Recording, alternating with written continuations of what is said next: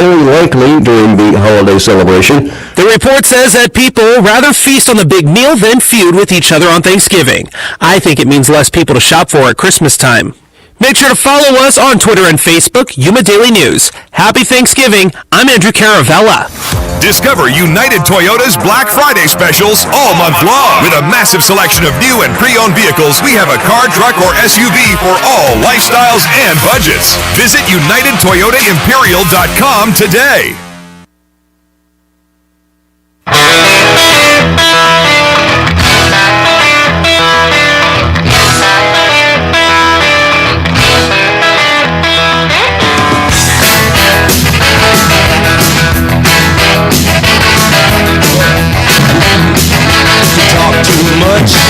AM 560 KBIU, Russ Clark with you. Yeah, it's Thanksgiving. What can I say? I'm here. Happy Thanksgiving to everyone. I hope you're sleeping in, enjoying yourself. Homie of Yuma, of course, the advertisers on the show, and you can't take a test drive today, probably. I didn't check with them, but probably you won't be able to take a test drive today. But that's tomorrow, maybe. Or give them a call. But America's Best Warranty, a veteran-owned business out there on 32nd Street, and they've been with us for quite some time, and very thankful for them. Of course, it's Thanksgiving. It's time to give thanks, so anybody wants to call in and say good morning, it's, don't check, 344-5258, 344-5258. No Johnny this morning. I didn't call him either. I didn't verify, but I didn't want to put any pressure on him that he must get up on a holiday. And yes, I volunteer to come in. There's no station requirement. And I don't have, hold on a minute. Let me take a phone call. You on the air? Russ. Good morning, sir. How are you? Pretty good. First thing, I want to thank you so much for spending Thanksgiving Day with us. Well, you're more than welcome. It's family out there, Joe G. This is family. Oh, who? I say it's family that listens, I feel, you know. Oh, yeah, okay. Yeah, but most you talk show people, they don't host, they don't send Thanksgiving. They do a recording, remember, the best of? Yeah, they do. And you show up in person, dude. That's good. That's remarkable. Well, it just shows I like doing it, buddy. Yeah, yeah. Well, you like the people. That's what it is. Absolutely. You have to like people because you put it with me. You're easy. Yeah. Listen, Harry Smith. Remember Harry Smith? Harry Smith was a reporter, anchor guy for NBC some time back. Oh, yeah, vaguely, yes. Yeah, okay. Well, a couple of weeks ago, I forgot to mention this to you. Nobody has talked about it, but he mentioned on the what's his name, Harry Guest show or whatever it is on Sunday. But this is 2 weeks ago. He mentioned that only 50% of the people know that there's even 3 branches of the U.S. government. That's unfortunate, but not surprising. No, it is unfortunate. But for him to be a liberal on NBC and he said that, I wonder if they reprimanded him. I don't understand these NBC guys anymore, so I don't know. I don't even know what they're trying to accomplish. Well, you look up the Roberts family, and they are the enemies of the Constitution. They really are. It was founded, the kids run it now, but it's founded by their father, and I've read about that. And they have taken NBC, they're like the leader of the pack. It's like the U.S. version of Pravda. They really don't tell you the whole story, and that's the mission that they have. Yeah. But you have to look that up. But anyway, thanks for coming in on Thanksgiving. Thank you, sir. I appreciate you listening, man. Bye. Take care. That's nice, OG. OG is not an easy guy.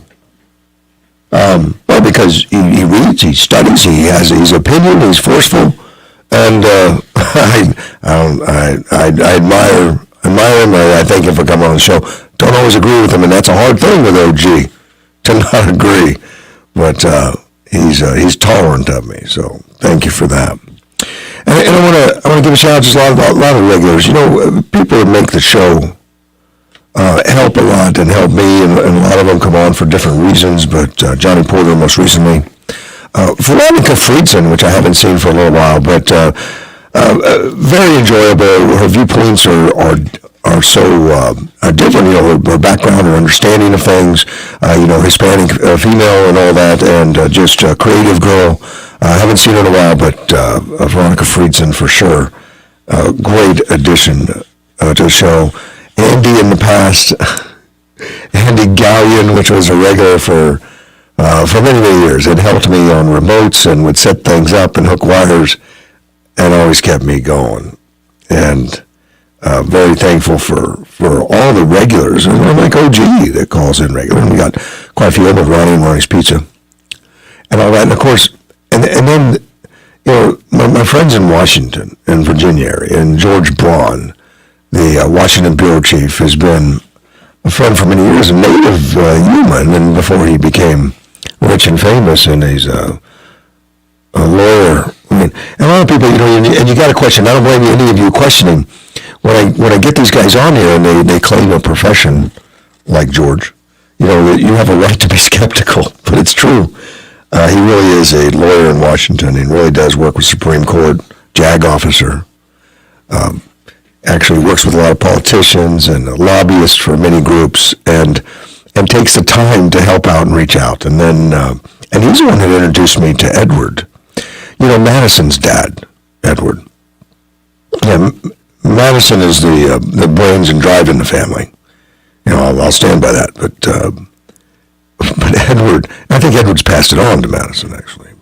But Edward's the real deal. And, and I know a lot of shows have done things where they will have somebody call in and play a role or whatever. But, no, Edward really is a financial kind of genius guy. And, he's worked hard to become where he is. And I like that self-made type personality that, he slept in his car in college because he couldn't afford the dorms. Those kind of things, where he made his own way and then became legitimately one of the richest guys around. Moves money and people regularly that most of us wouldn't understand. It's been a blast for me just to have the knowledge and the understanding of what he does, and he takes it so casually. I mean, it's just his life. It's what he does, and it's been really enlightening and really opening for me. So thanks to everyone that's participated and called in the shows, and we have a lot of regulars that call in I haven't mentioned that are always enjoyable. Jesse with the air conditioning company, I'll think of it in a minute, Air Central, those kind of guys in the past. And in the future, I've got more people that want to sign up and come on the show for various reasons to learn new skills and develop skill sets, those kind of things. And Luz is one of them, and she's a young lady and a business lady in town that's just a dynamic personality, out of control. My favorite kind, so I'll be curious to start having her on a beat after the first of the year. We'll start having Luz. Of course, I haven't gotten to the regulars yet that come on the show every single week, but let me take a phone call. You're on the air. Good morning, brother. Hey, good morning. Happy Thanksgiving. Same to you, man. I take it you got a big day planned? Well, yeah, I'm celebrating 3 years of sobriety for one. That's a good thing to celebrate. I'm very thankful for that. And then later on, I'm going down to the Mission and drive 100 meals around Yuma. Good for you. And that's a great way to spend Thanksgiving. I know. It's actually really rewarding, to be honest with you, Russ. I understand. I do. And how's everything with you? You seem kind of quiet today. Well, I know no one's going to be listening as much, but it is Thanksgiving. That's why I called you. And we got some news to get into also. But I know on Thanksgiving, I do take it a little more relaxed. I do, and I do the same on Christmas. And when I generally come in on a weekday, even if it's a holiday, otherwise, I'll be up doing nothing. Right. Well, that's what happens in the recovery business. We never close, if you know what I mean. You never close? That's a good deal. No, we're always working. All right, man. All right. You have a great day. Be blessed, all right, buddy. Bye-bye. Of course, some of the regulars on the show, Monday with our lawyers, Sean and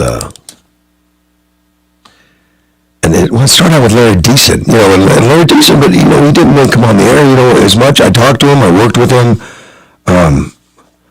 but Adam and Sean have really taken it to a more visible level, and great guys, and they always have interesting shows and bring on guests and things like that, and do that. And of course, Derek Egbert, and on Friday with Tom Russ and his crew, George Mosley is who he brings in, and all those, and Chamber Chatter, which was John for many years, but now is Kimberly Kale that comes on. Thanks to all them that add a lot to the show, as well as the callers.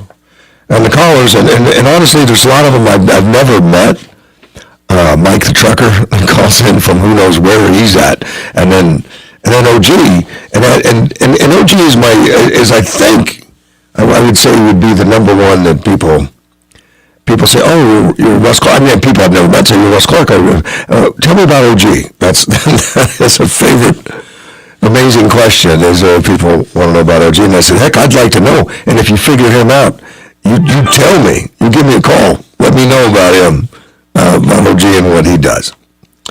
But Thanksgiving this year for me, now I haven't even decided. I know I'm going to be with my lovely daughter, Casey Monster, and the terrorist granddaughter. the three of us are going to we're going to go out to, I haven't decided on the restaurant. No, I'm not cooking a big meal. And neither is Casey. She's been working nonstop, God bless her, and she's been doing great. And the three of us are going to take it very quiet somewhere. And I don't know if anyone has a recommendation, let me know on, because I know some of them, and I used to go out to the club, the country club locally occasionally.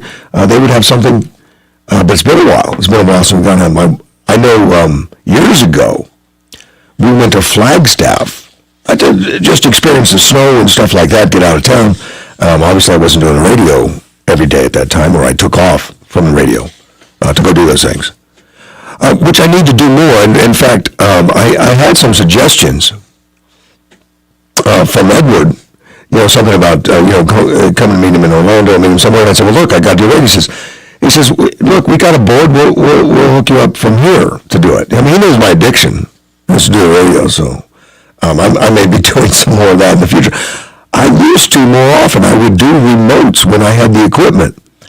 I would just take the equipment to a restaurant or something and do a remote out in the foothills, or do a remote somewhere else. And I think for New Year's, I need to talk to the station about getting more of that done. And I don't need help. I mean, I don't need, they usually want to make it a big deal when there's, a lot of people involved. They got to get a van, a technician. Just give me the equipment. I'll just plug it into the wall. It's not really hard.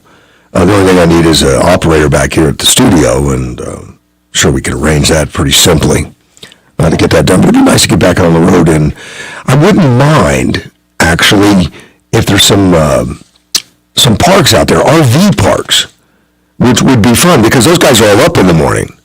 If you guys could, if you have a place to do breakfast or something like that, and you want to get a few people together and answer questions, talk news, or whatever it is, give me some ideas. We'll definitely work with the station and get that accomplished. And I think they'll accommodate me. I think they've been very, let's say, tolerant.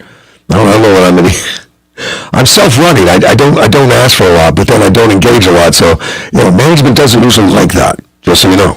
Management likes to know exactly what's going on and that they have some control over it. And not that I'm out of control, but I'm just kind of invisible. I don't even know that everyone in management at the organizations knows that they have a live show. They may think that I'm coming in syndicated or something, but I don't really interact much. So nobody writes my show, nobody directs me, nobody tells me what to do. And that's very, I'm very thankful of that.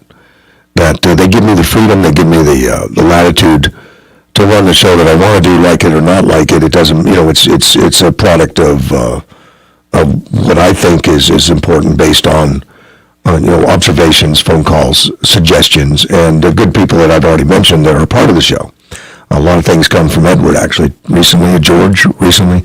A lot of ideas, a lot of suggestions.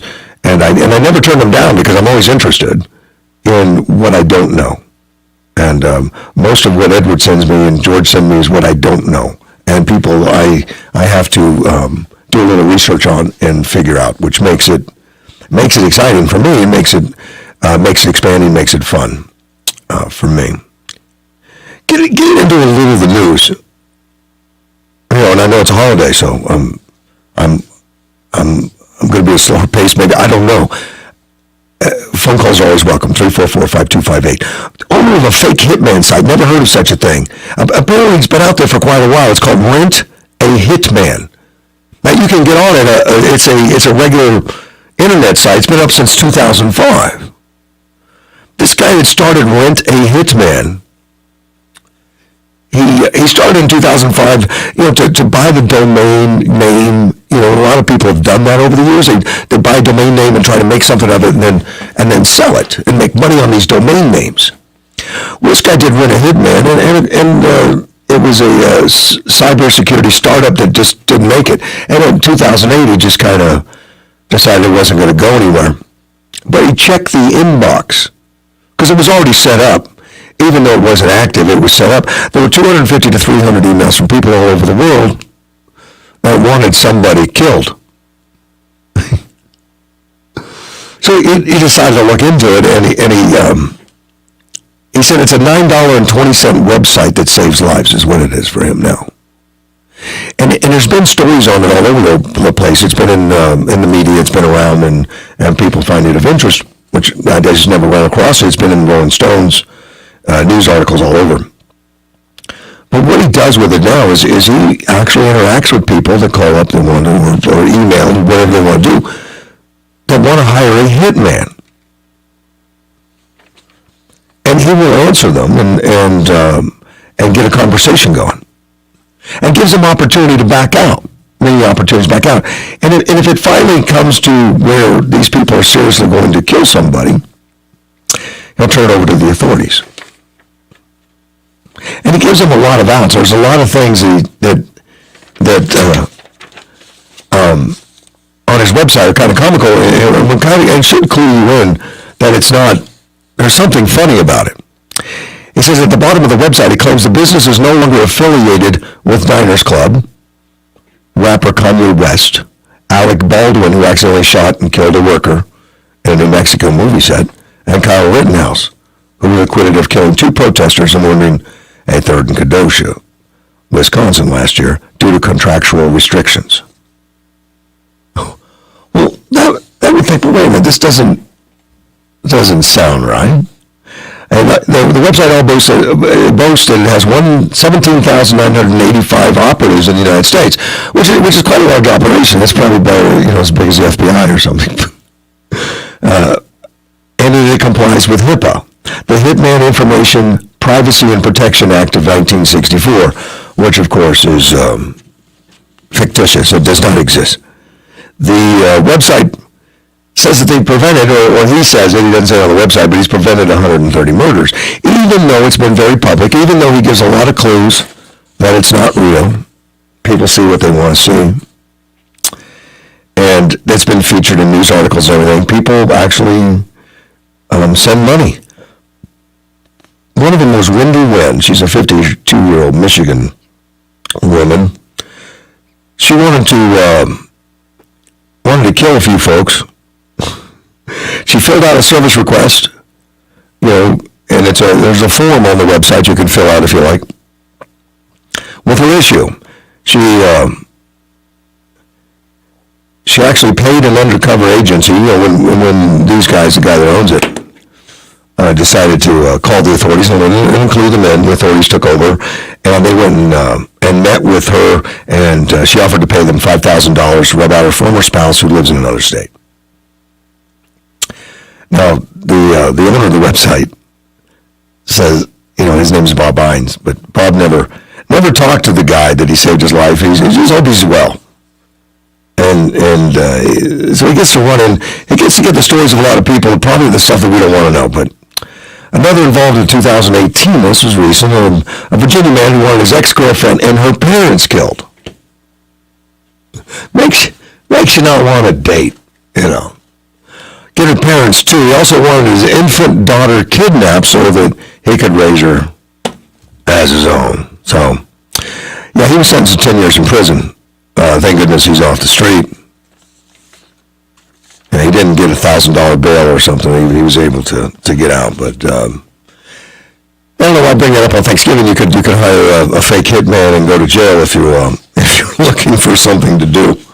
You can always go to jail. I think he'll see the inside of it. And I brought it up, the $1,000, because it's still that, and we got some more to talk about that, what was that, was it Wisconsin, where that rapper decided to run over, I killed 6 people, it started out 5, and 1 child succumbed to injuries, and so it's 6. And something like 47 or 48 injured, a lot of broken bones, a lot of people in the hospital, because he was having a bad day.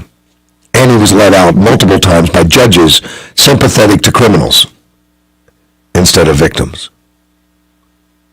And we've had too much of that, and it's growing, and that has been that's been for some time now. The organizations that George Soros supports, for one of them, that has been out there to hire and to promote and to campaign fund these judges or district attorneys that are sympathetic to crime.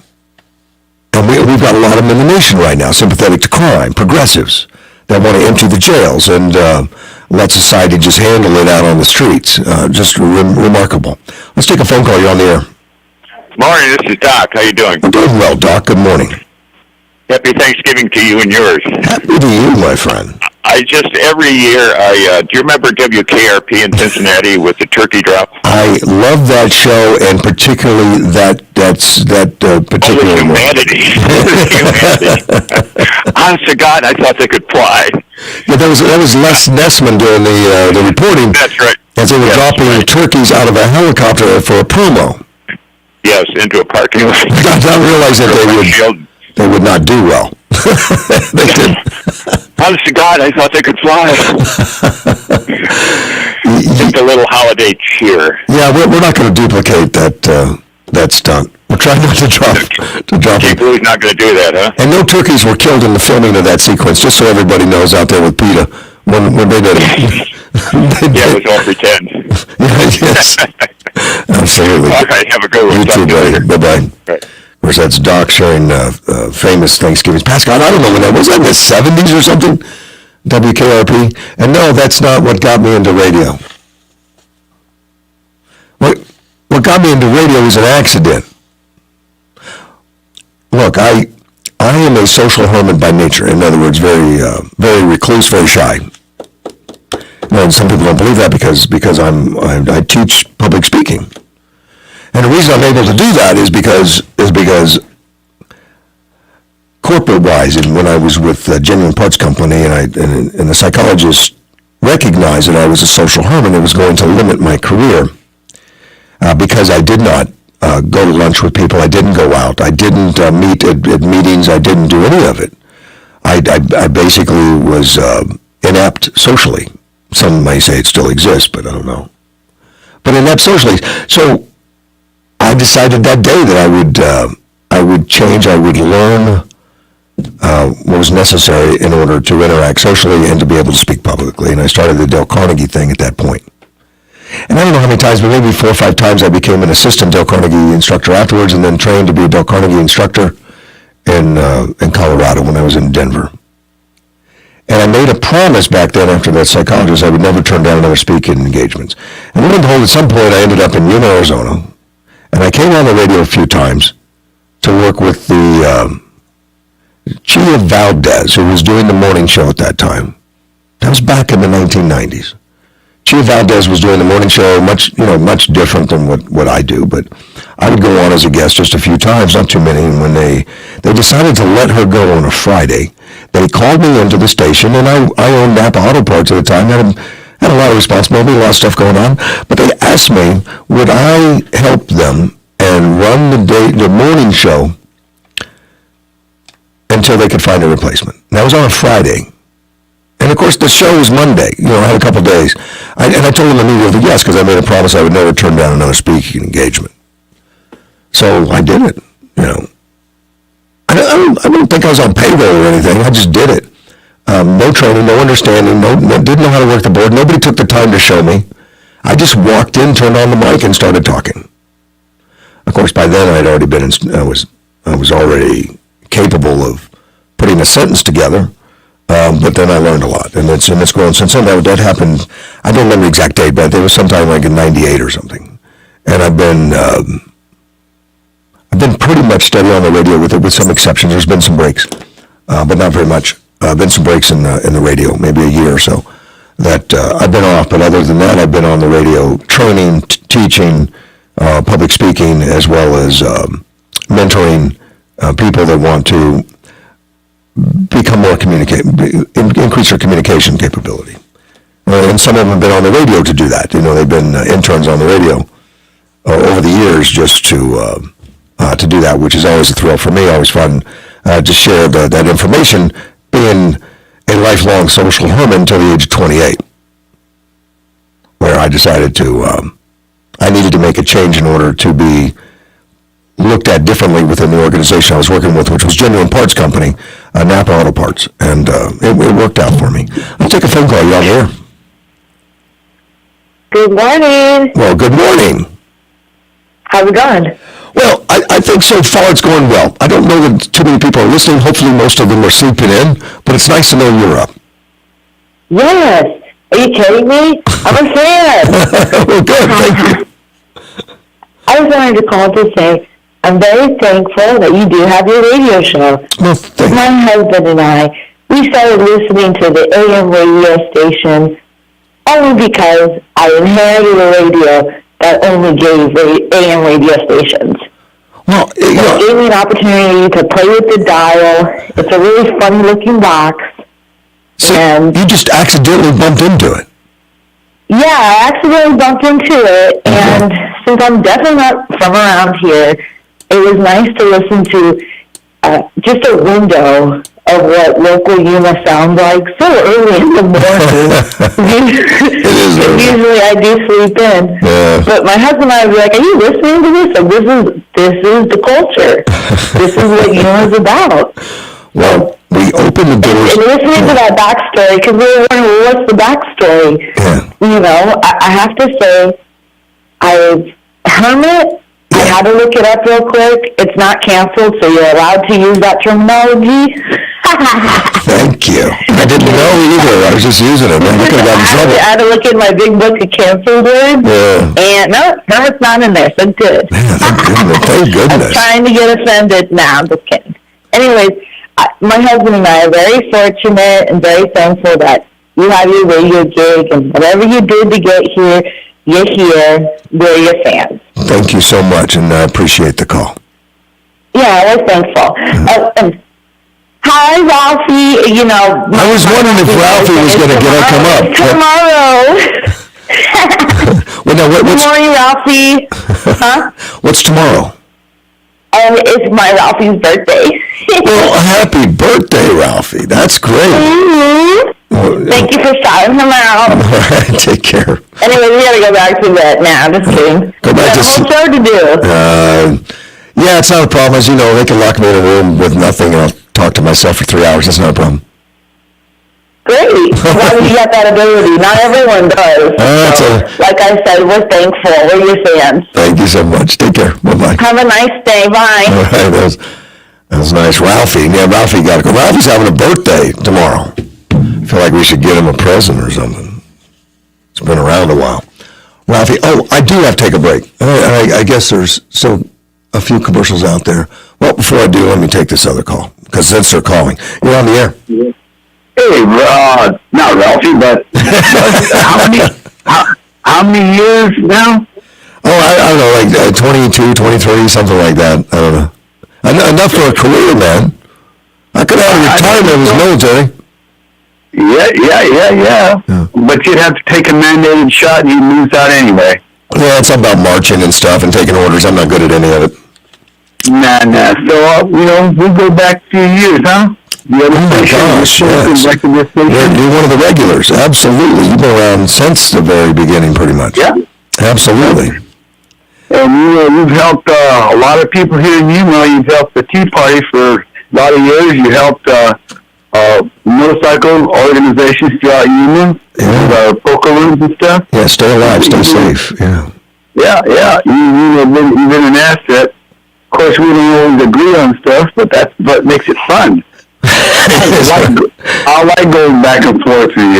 It's hard to agree with everybody on everything, man. It's not doesn't happen. I know. Yeah. But congratulations on your 20th Thanksgiving Day. I don't know. It's been a lot. It's been like I said, I don't know if it was 98, 99, something like that we started doing this. Of course, it's been.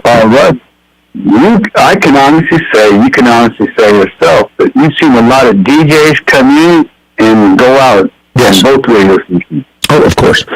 Yeah. And you're like a bad penny. Keep on coming back. Yeah, I do stick around, but I love the community and the changes and the things that have happened in the country and in our state and in our city in the last 22 years is huge, and it's nice to stay on top of it and let people know that you have a say in it, and you do have some control. It's just information, and that's what I hope to facilitate. And to my man Ty that listens to your radio show, who wants to kill everybody all the time, and thinks everybody, he's a pretty nice guy, real nice guy. He just doesn't like the way the world's going. Sure. He listens to your show, and he always say, "Hey, you need to say Mr. Russ, you need to say that to Russ." And I always say, "You call him and tell him." And he says to me, "I don't do that." Well, and I understand it. It's believe me, from a social hermit from years ago, I would have never called a radio station, ever. Wouldn't have done it. Yep. Same here. Thank you, but, buddy. you both congratulations, and have a good mahalo today to you. You too, man. You be good. Bye-bye. All right. Bye. We'll be right back. AM 560 KBOU. One more day with the temperatures right on track for late November. After that, we start to warm back up. Sunny, breezy at 75 this afternoon. Still breezy tomorrow, 77 the high. Black Friday's on at Gap Factory and GapFactory.com. Everything's 50 to 70% off. Plus, shop all new doorbusters, including 60% off sweaters and cozy add-ons. Shop the sale through November 27th at Gap Factory and GapFactory.com. I'm meteorologist Terry Smith from the Weather Channel.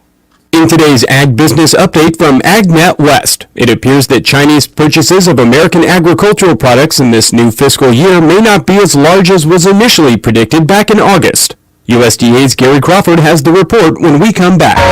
You're going to need me. You're going to need us. All of us. You're going to need our help with your water, your air, your food. You're going to need our determination, our compassion. You're going to need the next generation of leaders to face the challenges the future will bring. And we promise we'll be there when you need us. Today, 4-H is growing the next generation of leaders. Support us at 4h.org. AgNet West Radio Network, your trusted agriculture news provider for the state of Arizona. Stay up to date with accurate local and national agriculture news on this station or by visiting us online at agnetwest.com. During this new fiscal year that just started last month, the value of agricultural goods that China will buy from us may not be as high as was projected a few months ago. Back in August, USDA was looking at China purchases to hit $39 billion in this new 2022 fiscal year. But in this week's new forecast, they've cut that down to $36 billion. USDA's chief economist, Seth Meyer, says China's need for products like soybeans may not be as high as had been expected. Slower China demand growth does limit any additional volumes going to China, but that's also what's contributing to lower prices. Not as much growth in demand as we've seen perhaps in prior years from China as their hog herd stabilizes. Nonetheless, Seth Meyer says even the lower projection of $36 billion of Chinese purchases, even that would be a new record high. It would beat last year by $2.5 billion. Gary Crawford for the U.S. Department of Agriculture.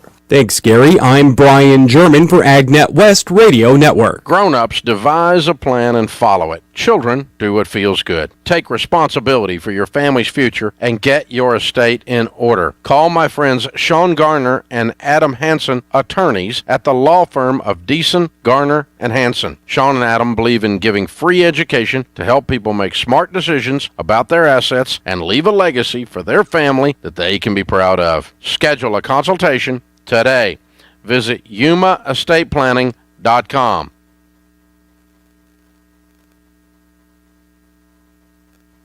Arizona Marketplace is open Thursday through Sunday, 9 a.m. to 4 p.m. It's the largest and best outdoor market in Yuma County. Looking for unique items? Arizona Marketplace is your place in Yuma County. Christmas is approaching fast, and Arizona Marketplace has that unique item you're looking for. Of course, it's an experience you want to share with the whole family. It's outdoors, but completely shaded with daily entertainment and food vendors. Come explore the many vendors of Yuma's best Arizona Marketplace, 3351 South Avenue 4E. Spectrum Mobile is reinventing wireless again. Get unlimited on 2 Plus lines for $29.99 a month per line. No contracts, no added taxes or fees. Includes nationwide 5G. Save up to 60% with Spectrum Mobile. Get unlimited on 2 Plus lines for $29.99 a month. Call 855-438-2999 or visit a store near you. Offer valid for new customers on 2 Plus unlimited lines. Spectrum Internet required. Savings based on 2-line comparison of unlimited plans among major national carriers as of 9/20/21. Prepaid excluded. Restrictions apply. Hey parents, here's some good news for America's future. Kids ages 5 to 11 are now eligible for a COVID vaccine. That means all those future CEOs and artists, world-class chefs and sports stars, the engineers and the innovators are eligible for a vaccine that can help protect their future. And it's specifically formulated just for them. Find vaccines near you at vaccines.gov. Paid for by the U.S. Department of Health and Human Services. Some folks are born made to wave the flag. Ooh, they're red, white, and blue. And when the band plays Hail to the Chief, ooh, they point the cannon at you. No, it ain't me. It ain't me. AM 560 KBLU, Russ Clark with you.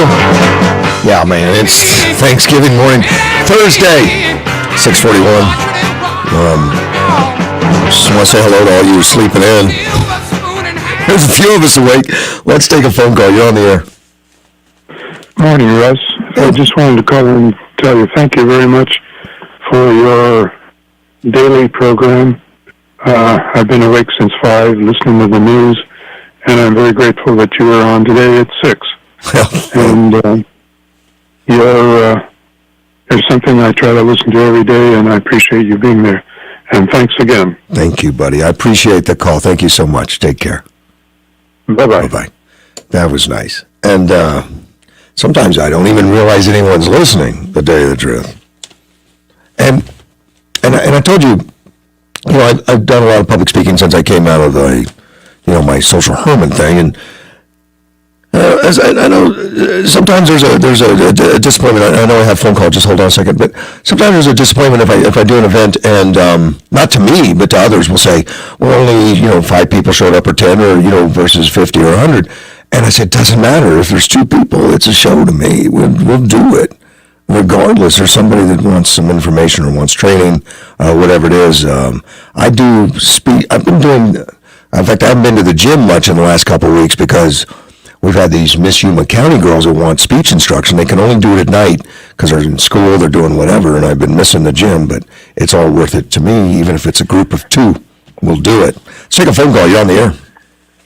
Good morning. This is Lou out in Foothill. Good morning, Lou. Happy Thanksgiving to you. Thank you. And when I first came to Yuma, the sheriff had the morning talk show. Yes. And it was that to me is a good way to find out what is going on in your new neighborhood is if they have a local talk show, and I really enjoyed his. Yeah. And then all of a sudden I came to work one day and turned the radio on and he was gone. Right. And it was like, oh my, what am I going to do now? Well, then you came on with it, and it has been wonderful, but it is like reading a letter to the editor type thing. You find out what is going on in your neighborhood. So I have been really pleased to have a local radio station to listen to every day and keep up with everything that's going on around you. Anyway, so thank you for being there. Thank you. And me too. I get surprised all the time with callers and with news and things that are happening, but it's I'm the same as you. I'm a junkie on it to know what's going on, not just in the country, but locally. Locally is very interesting. Yes. Yeah. Yes. It's important to know local first. Absolutely. In my opinion. That's where we live. All right. Have a nice day. Thank you, man. Bye-bye. And, of course, Lou actually has been a big contributor also on the show for a while now, has been calling in. And I've had quite a few texts, thanks to all of you that have tried to answer. Including Nicole Wilkinson, and we joke about, being my girlfriend, Nicole Wilkinson. When I was running that for my term of county supervisor unsuccessfully, because I was undermined by some hatefulness, which added to it. I take responsibility, but added to my problems. One of it, and I think it was started up mostly by Republicans that wanted me out of the way, but that I was having an affair with Nicole Wilkinson, which was a surprise to me and her both. And it was another, I was having an affair with a lady out of Mojave County. All of it not true, but it was part of that political thing that I was, put on my shoulders to say that, that I was having an affair and I was a terrible guy. None of that was ever true. But people believed it. They did believe it. In fact, my wife, who since we're now not together anymore, although I talk to her 5 times a week, and we stay in touch, particularly with the grandkids and everything. But she went over to Nicole in an event, just was surprising to me. She actually, and I already told her that none of it was true. Why wouldn't she believe me? But she went right over to Nicole, and I don't know exactly what was said, but something about you being with my husband type stuff, which was a shock to me that she would actually believe it, and a shock to me that Nicole didn't stand up for me and say, "Oh, in my dreams, I'd love to have been with your husband or something." But no, she laughed. I think that was it. Just Russ, but she's a dear friend, great friend. Her and Greg Wilkinson both, and great people, wonderful. And she is running for city council, and yes, she has my support completely, and would be a tremendous asset of somebody that's so eyes wide open, doesn't have an agenda other than to take care of the community and to make sure that things are done, with transparency, openness, and done properly. So Nicole would be wonderful for that position if you're looking on who to vote for. Let's take a phone call. You're on the air. Well, good morning, and thank you, Russ Clark. This is Marcy. Marcy, good morning. How are you? And not Mel's Marcy. I understood completely. I miss Mel. You missed mentioning him this morning. Yes. Anyway, I want you to know I've been listening to you ever since you've been on, and I enjoyed the Saturday Tradio. Yes, when they used to, gosh, what they call that? I forget what they called it. The Tradio. Tradio. Okay. It was Tradio, yes. God, they haven't done that for a long time. I've actually done that show before. When somebody couldn't make it, I would fill in. Yeah, it's kind of hard, huh? No, nothing's hard for me. I'll talk all day, whatever that is. And I'd like you to know I'm spending the winter on the eastern side of Arizona, and it is 27 degrees out right now. It was chilly this morning. I didn't know it was that cold. I didn't check. Yeah, but well, not at Yuma, but we're up by Sholo, so it's a beautiful Thanksgiving Day, and thank God we do have people like you that gets things out to us, and I wanted you to know that. Thank you so much for calling, Marcy. Mm-hmm. Bye. Bye. Very nice call. Mel didn't make it in on Wednesday. And I think it surprised him, I think he overslept on Wednesday. He called me I don't think he has an alarm clock because he's just always up. He knows when to get up. He's military, Army, retired Army. And I just think they knew to get up in the morning, and Mel's always up, and he surprised himself by not being there. But he'll be back on Friday. He'll be back tomorrow.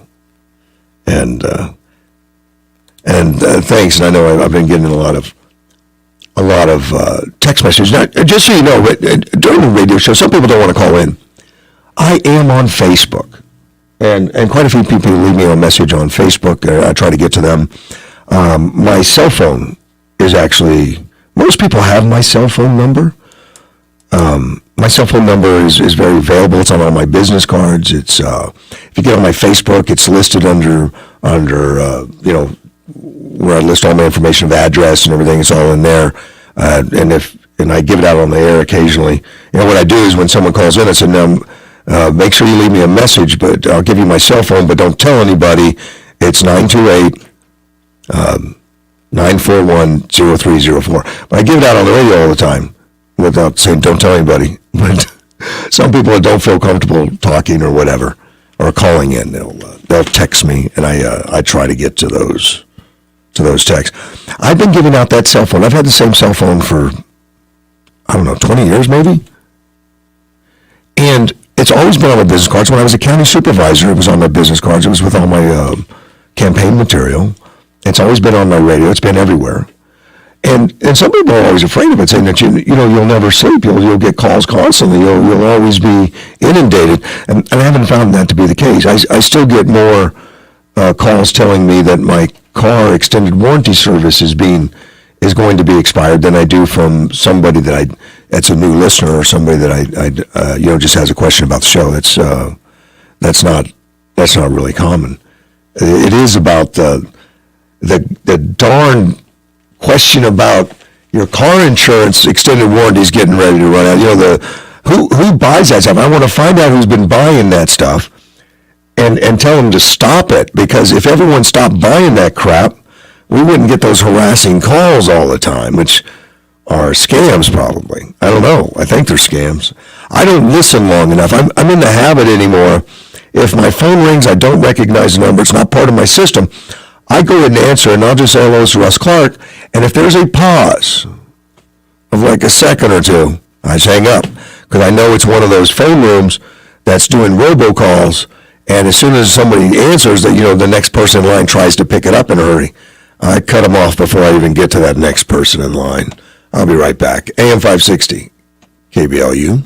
Who says money doesn't grow on trees? Cocopah Casino and Resort is shaking the money tree this November. Every Wednesday and Saturday, one guest every half hour will be drawn to play our Money Tree Plinko game. You could win up to $400 in rewards play or $500 cash every half hour. Drawings are every Wednesday and Friday in November from 5 to 9 p.m. Earn entries by playing your favorite slots and table games with your rewards card. For complete rules, see the Cocopah Casino Rewards Club. We love our locals at Cocopah Casino and Resort, South Highway 95 in Somerton. RV World would like to wish you and your family a happy Thanksgiving holiday. Listen for your border crossing reports each weekday morning and the road reports each afternoon. Brought to you by RV World. They have the largest selection of recreational vehicles in the Southwest. That's RV World on Gila Ridge Road. Hey parents, here's some good news for America's future. Kids ages 5 to 11 are now eligible for a COVID vaccine. That means all those future CEOs and artists, world-class chefs and sports stars, the engineers and the innovators are eligible for a vaccine that can help protect their future. And it's specifically formulated just for them. Find vaccines near you at vaccines.gov. Paid for by the U.S. Department of Health and Human Services. I may be crazy, but it just may be a lunatic you're looking for. AM 560, KBLU. Russ Clark back with you. It's already 6:52 on a happy Thanksgiving morning. It is a little nippy out there. You're going to want to... God, I was out there. I went out to, go get something this morning in the car, and I came back, put on a jacket, and blew my hat off, too. Blew my hat off. It was a little windy, a little cold. We're talking about things to be thankful for, too, today. And in the newspaper today, on the opinion page, Staff Sergeant Don Nebone wrote, "Thankful to have served with real heroes." I went to Vietnam with the 4th Infantry in 1966 to a nasty place called Bearcat. In 1967, I was with the 25th Infantry fighting in the Iron Triangle. I wore both 4th and 25th patches with pride.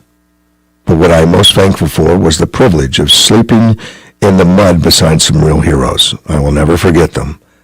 Of course, that's Staff Sergeant Don Kneebone, and thank you for your service. And we're all thankful for military and people like yourself that go out and risk themselves for us and for our way of life. And we all need to do a little bit of that now.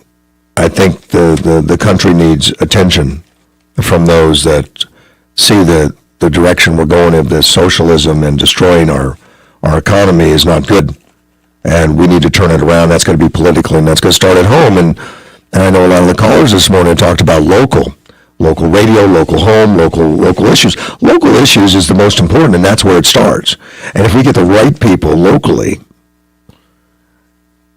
that can help in getting the right people in the state and the right people in the country. And that's all tied together. I was reading something about Andy Biggs this morning, he's come on the show probably a dozen times. I don't know, he's been quite a bit. And I got to know him when he was president of the Senate here in Arizona. And he was a local guy, obviously, that ended up being in the state legislature, and now he's fighting on the front in the country's capital. And he stays visible, he stays open. He's not in this district, but yet he comes here, and he's on the front lines. He's on the border, and he calls into the show so that everyone listening can hear from somebody that's been fighting for us. And I've missed him the last few weeks. I know he was supposed to be on once, and they got busy, and then there's been constant contacts from his office, and I really appreciate that these guys take the time to come on a show and to reach so many people. And it reaches a lot of people here locally that may not hear directly from Andy, that feels like he's paying attention to my community. And he is. Representative Biggs has been for some times. And we're very, very happy. He's been easy to get a hold of and easy to get him on and to have questions with. And that's been absolutely an advantage to us. And I haven't reached out to a lot of politicians. He was one I found very interesting. He's very aggressive and very much of the Freedom Caucus and unafraid to speak his mind. In fact, the story I read recently, he gets a lot of national attention. He's on Fox News more than he's on here. And I know I had a story somewhere, which I won't get to till the next hour, but obviously about our current condition, the current politics, the condition of the border, the Biden administration, things like that. He doesn't hold back on what he sees, what he's bumping into. And since I just got a little bit of time left before the top of the hour, but the misdirection, the lies, and the miscommunication that's coming out of this administration has been horrific. I mean, it's been unbelievable. If you're not paying attention, if you're not reading, and I do a lot. I don't as much as some, but I do a lot. I still have a day job I do, but you realize that he's not telling the truth. He's painting things improperly, giving half information, whatever it is. The most egregious, recently, and this isn't the most egregious as far as harmful, but the most egregious because it's obvious, is he did something for General Motors recently. I think it was General Motors or Ford, where he starts talking about the future of EVs, and we're thankful for Mary. I think Mary's a CEO or one of the drivers. I didn't study the details. The drivers at General Motors or Ford that is actually in charge of their EV division. That's electric vehicles. Innovative, the reason that we're doing well in EV, the future of the industry, all those kind of things. It was General Motors, I'm sure. They have done next to nothing. Next to nothing. So why lie to us? Why? I mean, I know he's trying to promote the unions because they're a part of UAW and all that, but it is open lie.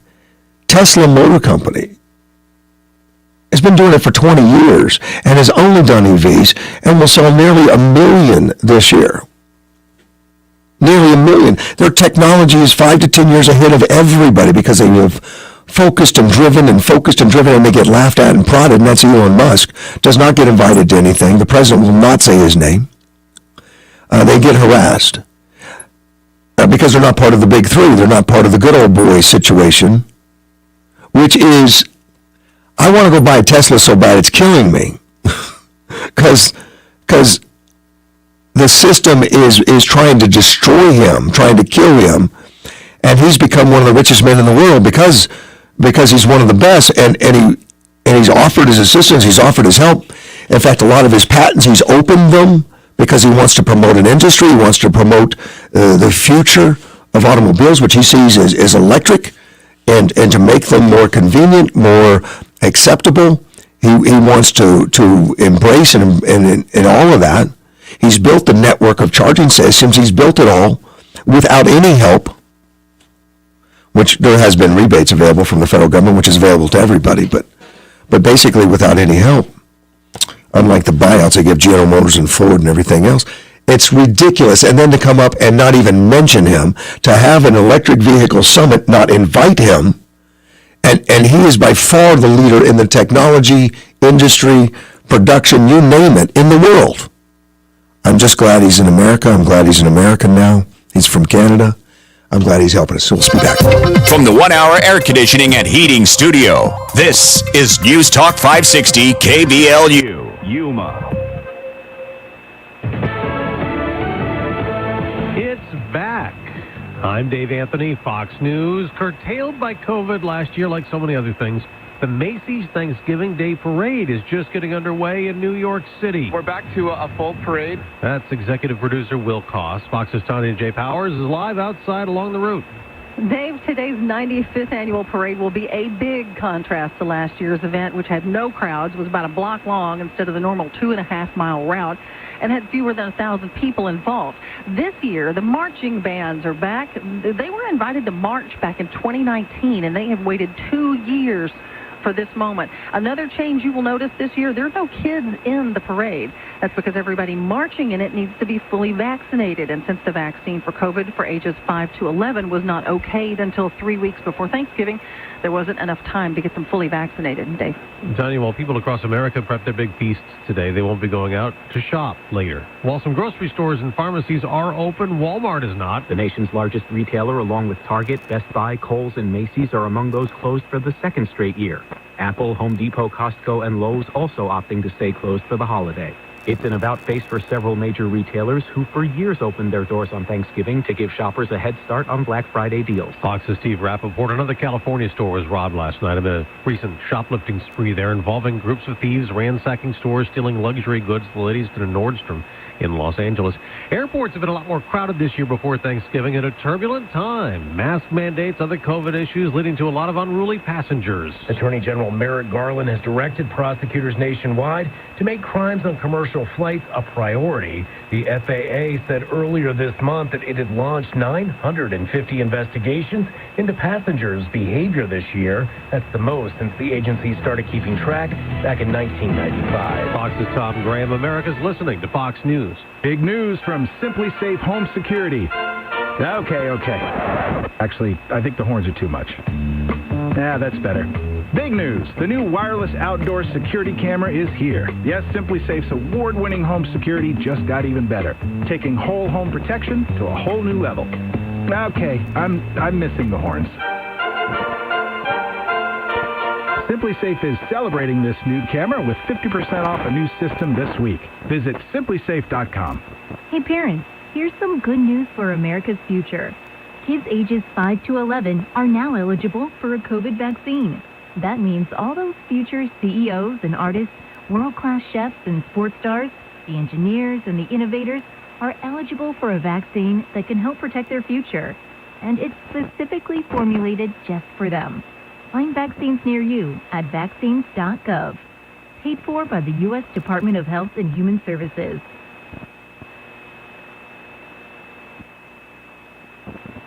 Here's the news in 60 seconds, YumaDailyNews.com. Yuma City Administrator Philip Rodriguez has quit from his position. It comes after a hit-and-run charge stemming from a June 2021 incident in which Rodriguez was not transparent with authorities. Read the story, YumaDailyNews.com. A man in Arizona has finally been reunited with the Letterman jacket he ordered nearly 30 years ago. The Chaparral High School graduate ordered the jacket in '93 when he was a varsity football player. However, he never got it because his mom couldn't afford it. The brother came across the very jacket at a thrift store in Pine Top, which had his brother's name on it. He paid just $25. The brothers say they feel the discovery is a sign from their mother who passed away in 2012. If you're planning on picking up a plastic tree or the real thing this year for the holidays, Yuma Fire is providing some important safety tips that people tend to forget about when it comes to holiday safety. Read what they said, YumaDailyNews.com. Happy Thanksgiving. I'm Andrew Caravella. Spectrum Mobile is reinventing wireless again. Get unlimited on 2+ lines for $29.99 a month per line. No contracts, no added taxes or fees. Includes nationwide 5G. Save up to 60%. Spectrum Mobile. Get unlimited on 2+ lines for $29.99 a month. Call 855-438-2999 or visit a store near you. Offer valid for new customers on 2+ unlimited lines. Spectrum Internet required. Savings based on 2-line comparison of unlimited plans among major national carriers as of 9/20/21. Prepaid excluded. Restrictions apply. The holiday season is here. Retail sales are expected to rise 7 to 9%. Like last year, there are still concerns about product availability for some goods. Many will be shopping earlier than expected to beat the shortages. If your business's holiday messaging plans are the same as last year, you may want to rethink your timing. Book your holiday campaigns early to give your business a competitive advantage this holiday shopping season. Learn how to ramp up your holiday shopping messages at yumaadvertising.com.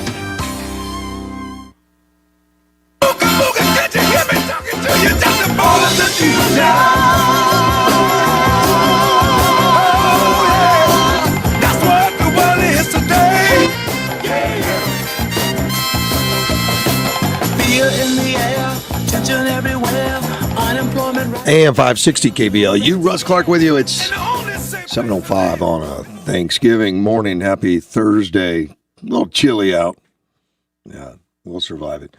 I was trying something on my Facebook. On Facebook, I got cameras on me and everything, but I've gotten used to it. I ignore it.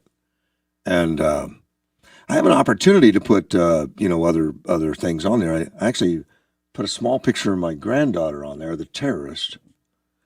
I don't know how to make it bigger, but I'll figure it out in due time when I have more time to mess with it. I got a message from Bill this morning.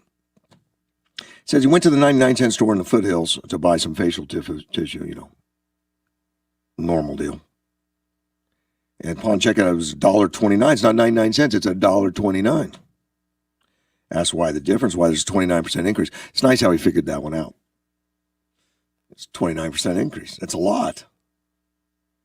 Apparently they honored the 99 cents, but in the future it's going to be $1.29.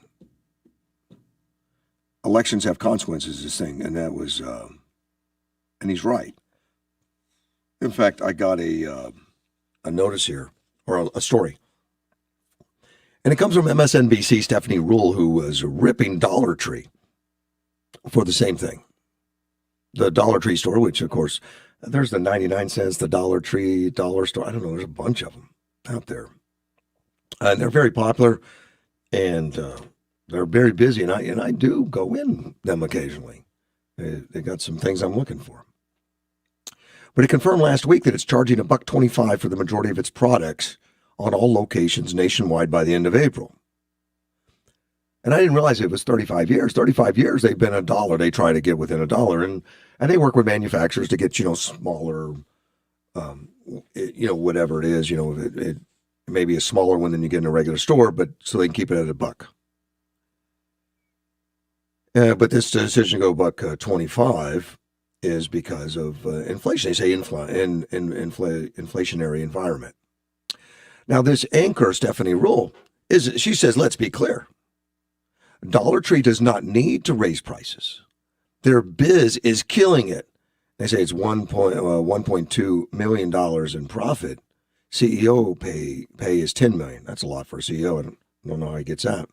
If they only make $1 million a year, I don't know how they pay him that much. But Dollar Tree's raising price because they can, not because they need to. It's a choice of how to share the benefit of their scale to customers, to employees, to shareholders, to management. She obviously is just doing commentary and not business. Look, when the prices, when we're seeing inflationary prices of 6-7%, but on top of whatever it's been in the past, you think it's not going to show up at the shelves? But she's serious, obviously. She went on to, just because costs go up, that does not mean a business has to raise prices to customers. It's not automatic. You hear what she's saying? Because their costs go up, you don't need to raise prices. Look, most businesses who have competition, I'm not talking the ones that don't. There's a few of those, but there's very few. If you have competition, you've got to play in the market, and you're going to keep your margins very thin, very thin. And if your prices are being raised on energy, that's gasoline, electricity, all the other things that you're doing that go up, including pay, yeah, prices are going to have to go up to accommodate it. But your margins are thin in the first place. But this attitude from the liberals and from the progressives that profit is bad, that corporates are just ripping us off, they don't need to raise prices, they can just not pay themselves, is ridiculous. Those companies would all fold. They would all go out of business. Like the ones in San Francisco, that the local politicians decided for them that people are allowed to steal from your stores and they will not be prosecuted. Well, that was happy times for the thieves, the people that have that moral structure. And those that did have it and weren't going to steal decided to join in. And all of a sudden, we've got mass amounts of stores closing, limiting hours, raising prices. And the community's outraged. How dare you? You can afford a little bit of theft. They needed it. And that was the whole deal with them stealing. And being allowed to was, they were still unnecessary items, so it's okay. That's according to the local politicians. And you think who we vote for doesn't matter? You're darn right it matters. It matters huge. And we've got a lot of progressives right now that are embracing the not only defund police, but encourage offenders, encourage criminals. One Twitter wrote to Stephanie or responded to Stephanie that they aren't a charity, passing on costs and say, they aren't a charity. Rule replied, stock prices is at an all-time high. Demand is super strong. Biz is growing. It's not a charity. Nowhere near a charity. It's a biz, and businesses decide what their priorities are. She really thinks they're so rich they can just start giving it away. She believes it, obviously. She's passionate about it. Earlier this month, she claimed there was a dirty little secret that nobody likes to pay more. On average, we have the money to do so. You hear that? While nobody likes to pay more, on the average, we have the money to do so. She is covering for the Biden administration's inflationary issues, which is caused by the inflationary policies of the Biden administration. Household savings hit a record high over the pandemic. We didn't really have anywhere to go out and spend. So she's out just telling everybody, just get over it. You've got the money, just do it. She's telling the businesses, you're making money so you don't have to raise prices. She doesn't live in the real world. In May of this year, she scolded businesses to give everybody more money, to give pay raises. Because there was a bad job report. And it looked bad on the Biden administration. So she's just all covered for the Biden administration. She claimed the Democrats have a great economic story to tell. Yes, they keep telling a good story. I'm telling you, the lies out there, the misrepresentation, the half-truths and everything else have been outrageous from this administration. And this is following the Trump administration, where the news every day called liar, liar, liar. And I can't find one. I don't know which ones they are. Point them out. I'll point them out all day on the Biden administration, what they lied about. They lie as a regular thing. And they got the media lying for them, including Stephanie. She says 5 million jobs created, 2 million people vaccinated. Those vaccine numbers tie directly to the economy. And I don't know how they tie directly, but you couldn't open up the economy without getting America healthy again. Oh, that's why. Yeah, she's assuming that all the vaccines are going to let us open up the economy. Well, we've already got people closing it down again. With 70, 80% vaccinated, we're going to closing it down. And I'm talking Germany right now, but there's already talk of America doing the same thing. We are seeing economic recovery. What the Biden administration isn't doing is selling that. Well, that's because it's not true.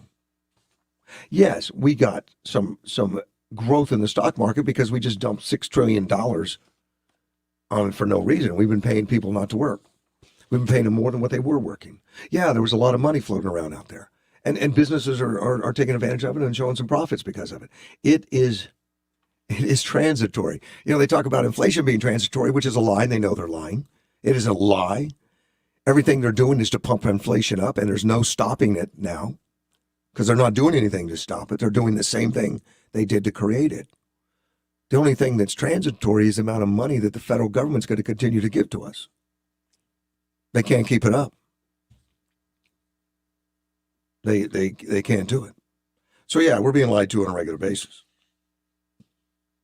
The hard thing is for the average person out there is to figure out who's lying and who's not lying, and we tend to go to our basic for political basis. You know, like we're Republican, we're Democrat, so are we going to watch this news or that news and so and then you can tell them out in the public square because the people that are listening to CNN and MSNBC are scared to death. They're wearing a mask because they really believe.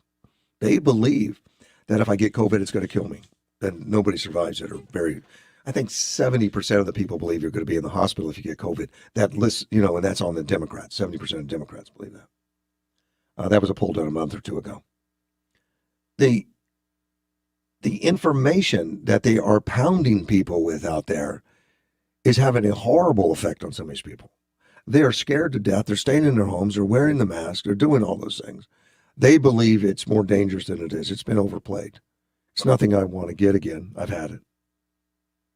I do take things that are not recommended by the CDC because I think they're lying to us too. They're not telling us the success stories out there of people taking care of their immune system on how well it works for them.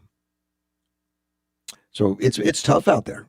It's tough out there for all of you out there listening on who to believe, who not to believe, and where do I get my information from? And the people that are listening to Fauci every weekend, all the time, I'm sure he's getting rich, and he controls so much money that goes to all these doctors that it's easy for him to get somebody that agrees with him, or the money gets cut off. Just amazing how much control he has for a bureaucrat. That is the highest paid, I think the highest paid bureaucrat in the country. And he admits to some of his lies and tells you why he has to lie. I don't trust him at all. So yeah, I do. And no, the information that I give on the radio, that I personally vet, I talk to a lot of experts, and particularly when it comes to COVID and it comes to things like that, people say, well, I talked to my local doctor, and a local doctor is an expert in being a doctor. Maybe not in virology, but I try to talk to those that are. Let's take a phone call. You're on the air. Hey, Russ, tomorrow, is Black Friday. Yes, sir. Now, I mentioned to you what Harry Smith said, 50% don't even know the three agencies of the government. Correct. I wonder how many people think Black Friday is a racist term. I wonder how many. I'm sure there's some, buddy. I'm sure there are, because we're so racially, egg-shelled that... We're racially stupid is what we are. Yes. But how many do you think Black Friday is reference to black people? How many do you think that? Oh my God! I hope it's not 10%. I hope it's not. I don't know. You know what it has reference to, don't you? Yeah, the books will start making businesses start making money. Yeah. Exactly. Red ink versus black ink. That's the Friday was designed to put businesses into the black ink department. That means profit, tell other people. Anyway, do you recall when they had another racist term? They had white sales in this country. Yeah, but that was linens or something, right? No.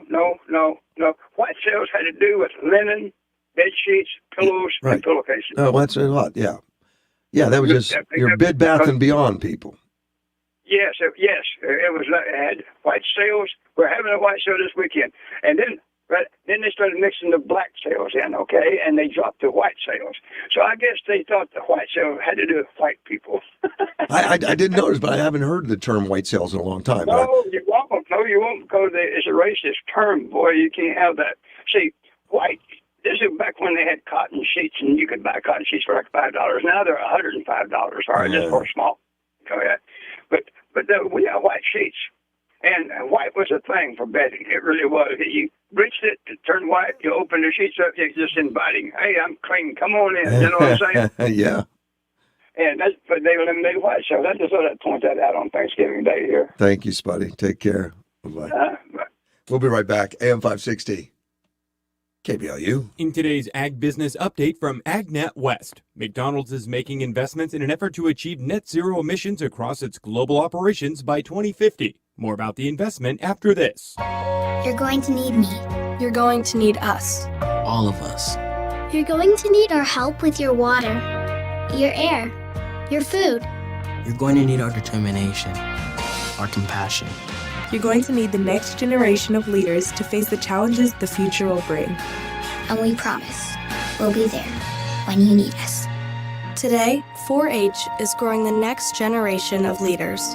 Support us at 4h.org. AgNet West Radio Network, your trusted agriculture news provider for the state of Arizona. Bringing local, statewide, and national headline news right to you on this radio station. Let our team of Danielle Leal, Budget revisions put surplus to good use for agriculture, and Brian German, Salmonella outbreak report points to adjacent land use. Keep you informed here, weekdays over the radio airways, on our Farm City Newsday podcast, or online at agnetwest.com. McDonald's USA has partnered to develop and implement climate-smart farming solutions with a $5 million commitment over the next 5 years with AgMission, a global collaboration to reduce greenhouse gas emissions in agriculture. AgMission was established by the Foundation for Food and Agriculture Research, the U.S. Farmers and Ranchers in Action, and the World Farmers Organization. The goal is to bring farmers, ranchers, and scientists together to develop new innovative solutions to help make the agriculture sector net negative for GHG emissions. McDonald's joins PepsiCo as a founding partner of AgMission as part of the company's comprehensive actions to help measurably reduce GHG emissions, improve supply chain resilience, and enable regenerative agriculture. And on behalf of everyone at AgNet West, we wish you and your families a happy Thanksgiving. I'm Brian German for AgNet West Radio Network.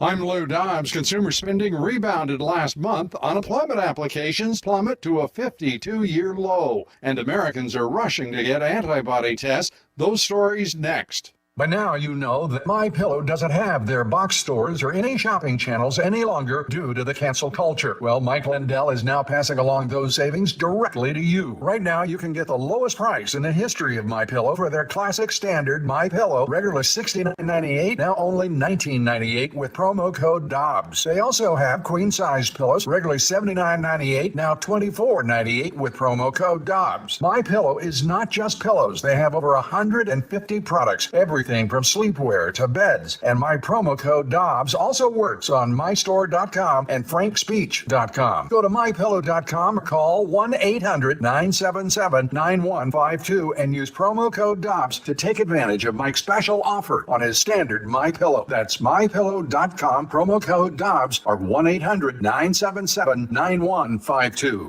In a hopeful sign for retailers, consumer spending up 1.3% last month. Despite caution from doctors, Americans are on pace to get a record number of antibody tests in the belief it will determine whether they're protected from the China virus. Consumers are booking appointments at clinics and even buying many home antibody tests, but the American College of American Pathologists says getting a positive antibody test isn't a substitute for being vaccinated.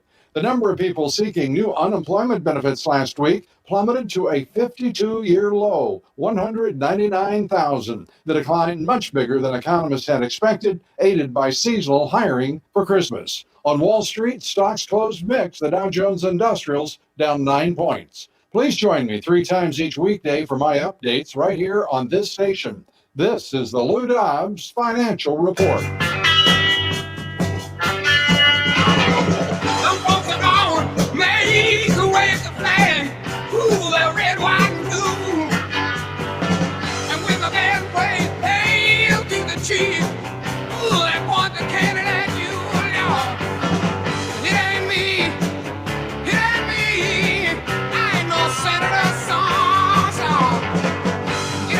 AM 560 KBLU, Russ Clark with you. It's Thursday morning, 7:23, which, of course, is Thanksgiving. Happy Thanksgiving to everyone out there. And I don't know if I mentioned Hyundai of Yuma. I'm going to do it anyway. But Hyundai of Yuma, they're advertisers on the show, and they've been with me for quite a while. And thanks to the owners over there, John and Abe, that have a business, and they are businessmen. And Abe had a bad experience when he was new in the Marines, a teenager, bought a car, got ripped off, overpaid, all kinds of problems that he had people go back and fight for him for the Marine Corps. And the car dealer says, too bad, he's already signed the contract. He doesn't want that to ever happen. That's just part of his deal. So Hyundai, of course, is America's best warranty, 5 years, 60,000 miles, 10 years, 100,000 miles. Go give a look at the local Hyundai out there on 32nd Street. Take a test drive. I just got an email. Again, I haven't done a lot of research on this, although I'm reading an article, or I guess it's a telegram. You can check and see if this is all true, but it's a rumor mill. It looks like Nancy Pelosi's in contract to buy Oceanfront Mansion for $25 million. And according to this tweet, and it's a tweet that says they just checked with the broker who confirmed it. So, looks like Nancy has destroyed California. You can't go. I mean, you can't walk in inner cities to San Francisco without stepping over homeless people or the trash that they leave behind, including human feces. And the politics are out of control. The taxes is the highest in the country. So she's going to go to Florida where it's tax-free. Yeah. No income tax. California. I don't know where it's going to be. I don't know if that's going to be next to Mar-a-Lago. I doubt it. They shouldn't let her leave California. I mean, she built, according to this article or this tweet, she built a socialist utopia, eco-paradise in California. Why would she leave? Isn't that typical, though? You destroy the place, and then you leave for the one that you fought against all along, for quality of life. If that's all true. Of course, it just got to my desk. I haven't had a chance to do much with it, but she's got a lot of money. Yeah, as Speaker of the House, she was able to control a lot of legislation and help businesses after she invested in them. Yeah, it's all completely legal for the politician. If you do that on the private side, you go to jail. On the private side, there's laws, insider information, all that kind of stuff. Yeah, she purposely helped businesses after she invested in them. Legislation to help them. Kind of an advantage these powerful politicians get. If you get to that level, you can actually coax legislation and stuff and make it happen. Indiana teachers in a little bit of trouble. I like to hear this. This Tony Kennett, right now he has to work from home. He's banned from school buildings. His email is locked up. His access to the computers are locked up. It's a Google thing, and all the Google passwords are all suspended and gone. He's the district science coordinator and instructional coach and administrator, and he's apparently got a lot of awards for just excellent work. So the reason they sent him home is because of critical race theory. He's an administrator. He went viral because he started explaining how the district is pushing critical race theory, which I guess most people are very much either against or want to know more about it. Why should I be for it? And that's something the schools are trying to hide a little bit. Like, we just want to sell it to the kids. We don't want to talk to the parents because we're smarter than you. And that's Terry McAuliffe, the guy that was running for governor unsuccessfully in Virginia. Said, let the professionals handle it. We don't need the parents to interfere. Tony put a tweet out there. He says, as of 1 hour ago, Indianapolis Public Schools has suspended my access to email and Google Drive, Indianapolis District Science Coordinator, Instructional Coach, Administrator. He says, I've been required to work from home for the last 2 weeks, as staff reportedly have clinical anxiety over working with me. I think I've had clinical anxiety over working with some people. I don't know that it was ever diagnosed or that I would have made it an issue, but so I guess that's a way to get you out there. You say clinical anxiety. I guess that's what you got to do. Get a few of the coworkers to go get tested and get diagnosed because of you, and then they send you home. When I came to get my books from my office, phone calls were made to each team member so they'd be clear of the building.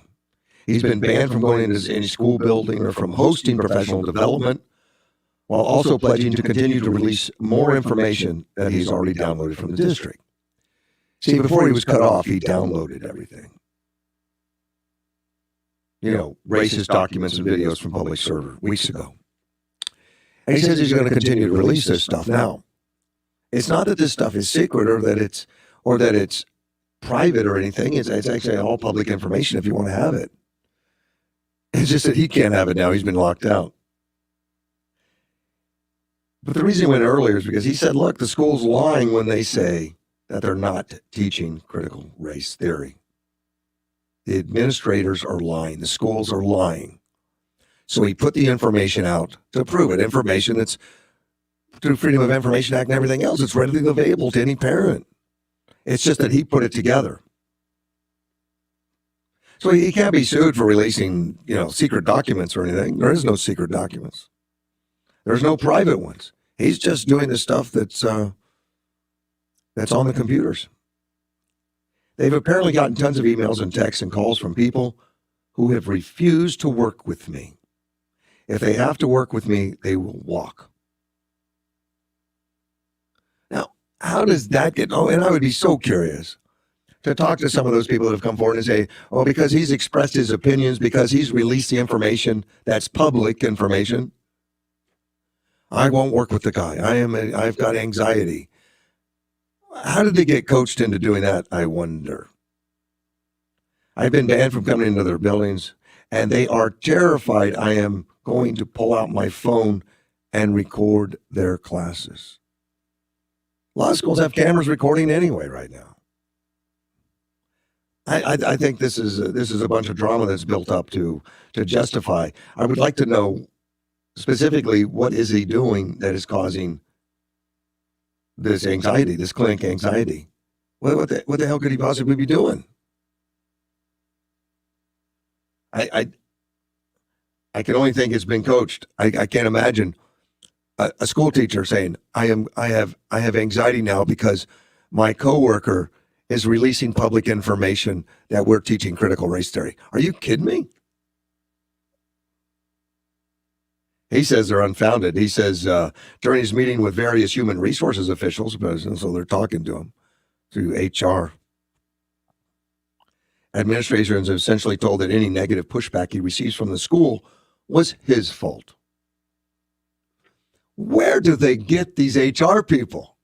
If that's true, that's his assertion.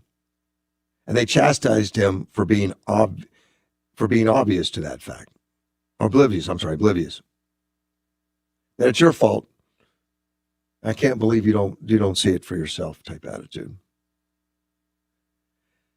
Kenneth says he's not been told he was no longer employed, so obviously they're paying him to be home and do nothing. He can't work. He's barred from everything. He can't communicate. He's being paid, I'm sure. He was warned over the last few weeks that he and the school would have to part ways. I wish we had more brave people doing this stuff. Kenneth said, regardless of my position, whether I'm employed or not, parents still deserve to know what's going on in Indianapolis. Whether they support it or they disagree with it, they deserve to know. We need more teachers with that attitude, more teachers that understand that. Although, look what they're doing. They're making an example of him. They're going to do all they can to hurt him, to destroy him, whatever they got to do, I would assume. that is what they're after. But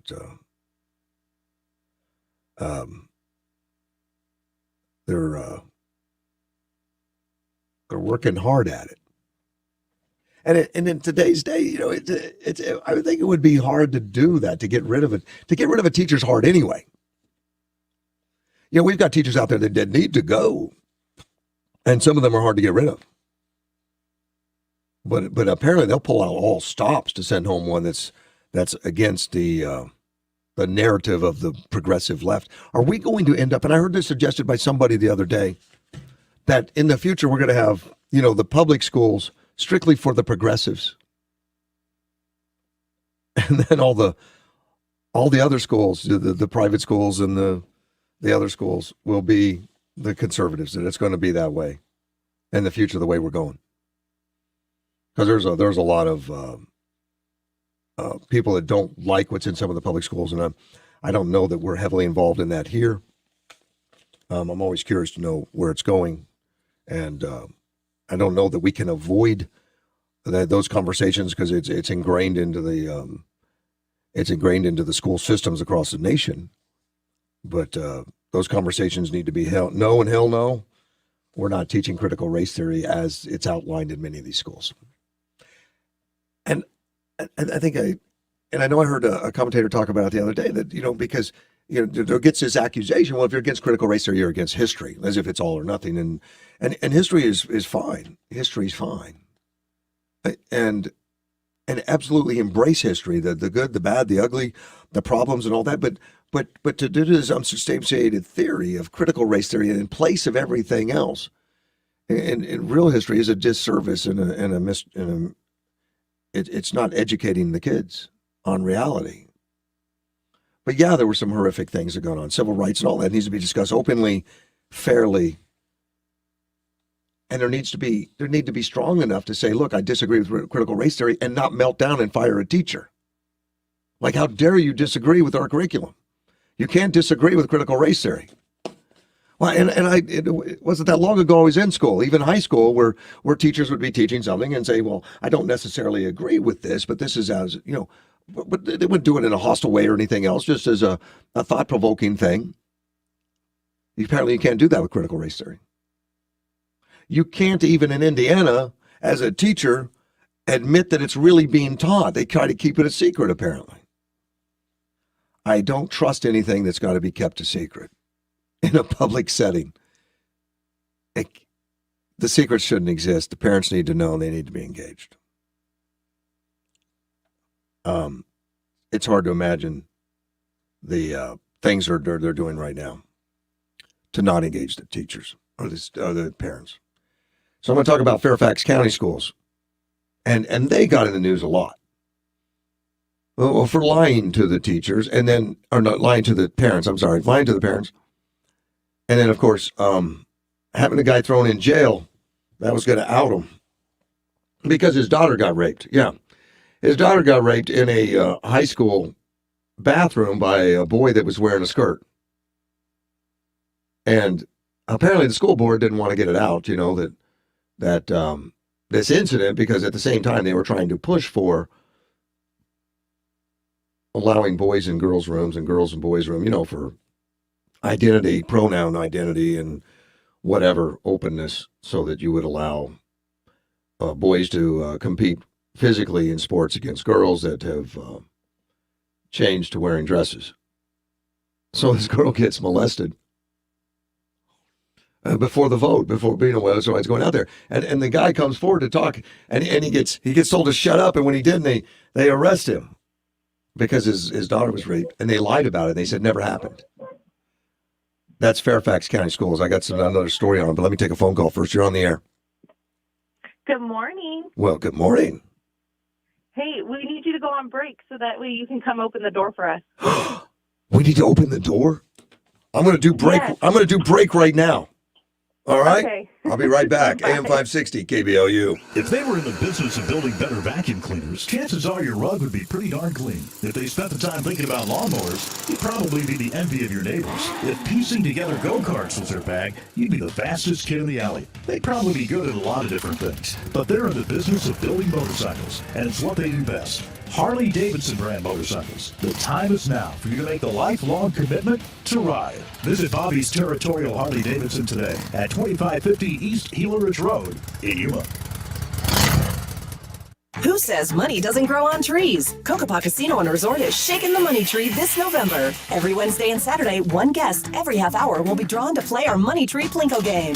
You could win up to $400 in rewards play or $500 cash every half hour. Drawings are every Wednesday and Friday in November from 5 to 9 p.m. Earn entries by playing your favorite slots and table games with your rewards card. For complete rules, see the Kokopah Casino Rewards Club. We love our locals at Kokopah Casino and Resort, South Highway 95 in Somerton.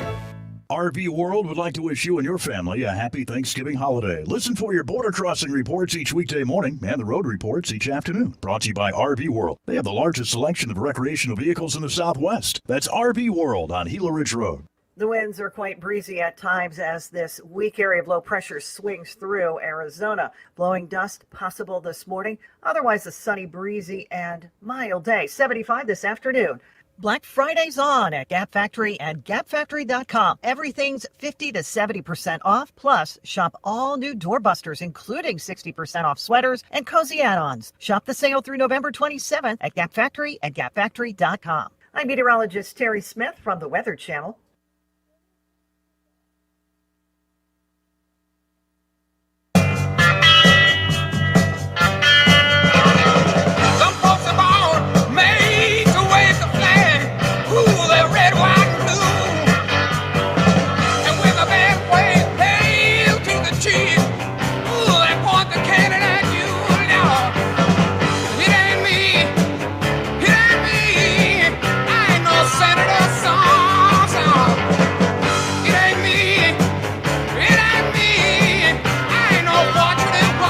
AM 560 KBLU. Russ Clark with you on a Thanksgiving morning, Thursday at 7:40. Well, it's kind of cool outside.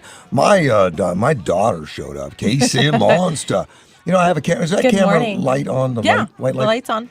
I did something this morning to make it go to a picture of my granddaughter, Caitlin. Can you say good morning? Good morning. Yeah, that's a nice good morning. That's nice of you to come in.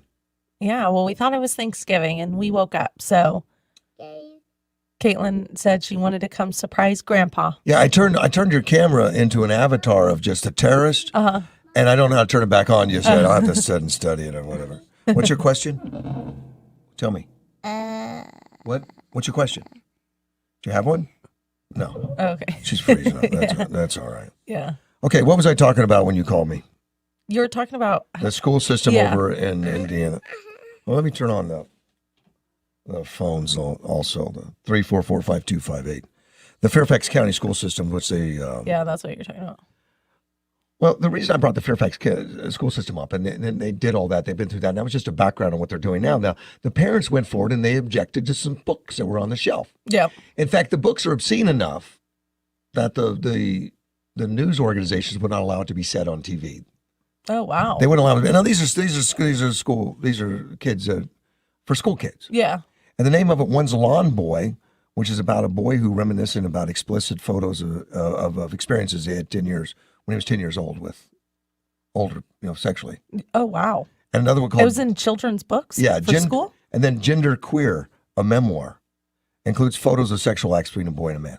Yeah, no, I And don't. it's on the shelf. Okay, now they pulled them off. Okay. But they wouldn't allow them on television because they were too graphic or whatever. Yeah. Well, the board decided to put them back on yesterday, right before Thanksgiving, so there'd be no news about it or whatever. Yeah. So they put them back, and they thought that there was a robust committee process took place over several weeks and considered whether the books flouted regulations by being obscene or harmful to juveniles as defined by the Code of Virginia. After careful consideration, neither books were deemed to have fallen foul of these regulations. Now, what are these committees and who is in them and who decided Obviously, it didn't Yeah. include the parents that were protesting. Yeah, because I mean, if you want to teach your child that, then that's fine. Do it in Really? you know I think it's the illegal anyway. well, yeah, but I mean, you do it in your own home. I mean, if you're going to teach your children things that are kind of off the wall Well, like this that, is more than off the wall. I think this is obscene. But yeah, anyway, no, absolutely it is. But I mean, as a parent, you have a right to teach your child whatever you want to teach them. But hey, what are you doing for Thanksgiving, Caitlin? Are we going to go out to eat? say yes, because we are. Where are we going? I don't know. We don't know. Whatever's open. We're going to have to Because I'm find not ice. cooking for sure. Well, There's some not of enough of us. Some of those parents that did not like those regulations are outraged. I'll give you some comments. I would, yeah, definitely Let be me take a outraged. phone call. You're on the air. Good morning, Russ. Well, good morning, Bob. Happy Thanksgiving. Same to you, sir. You and your family. I'm glad to see I'm not the only one that's working today. There's a few of us. We can't quit, Bob. We can't quit. Yeah, you know what? I don't think there is an end to it, my friend. Oh, that's good. Hey, you're talking about that Code of Virginia, that committee that restored those two books. Yes. Along the way, which was they claimed was affirming our students with marginalized identity, and this is CRT in a nutshell. And then the other one I think was genderqueer. Yeah, and that's the one that you said that had the photos in it of sex acts between a boy and a man. That the press Correct. broadcast. All right. Yeah. Yeah, the very definition of woke is awareness. All right, and I'd use the word insight. But if you're woke, you're aware of and attentive to important facts and issues. And of course it's applied now chiefly to what they call racial and social discrimination and racial injustice, which is CRT. But that sounds good, but put it out on the street and see the walk, and what do you come up with? The kind of filth that you just mentioned, Russ. Right.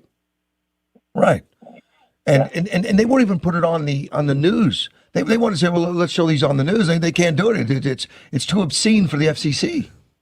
It was. It absolutely was. My wife read me that article the other evening, and it was too obscene for even the news. But see, it's like the ones that couldn't. The gentleman that you mentioned that his peers didn't want anything to do with him.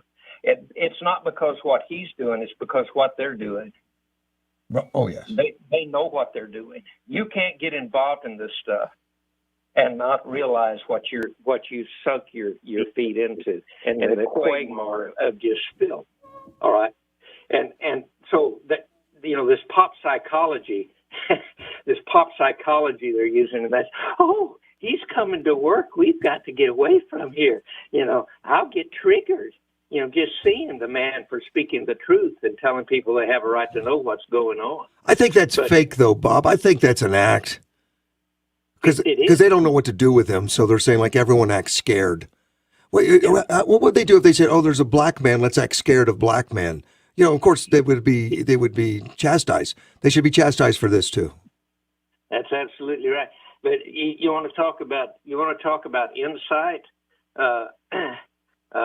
How about the Lord's insight? All right.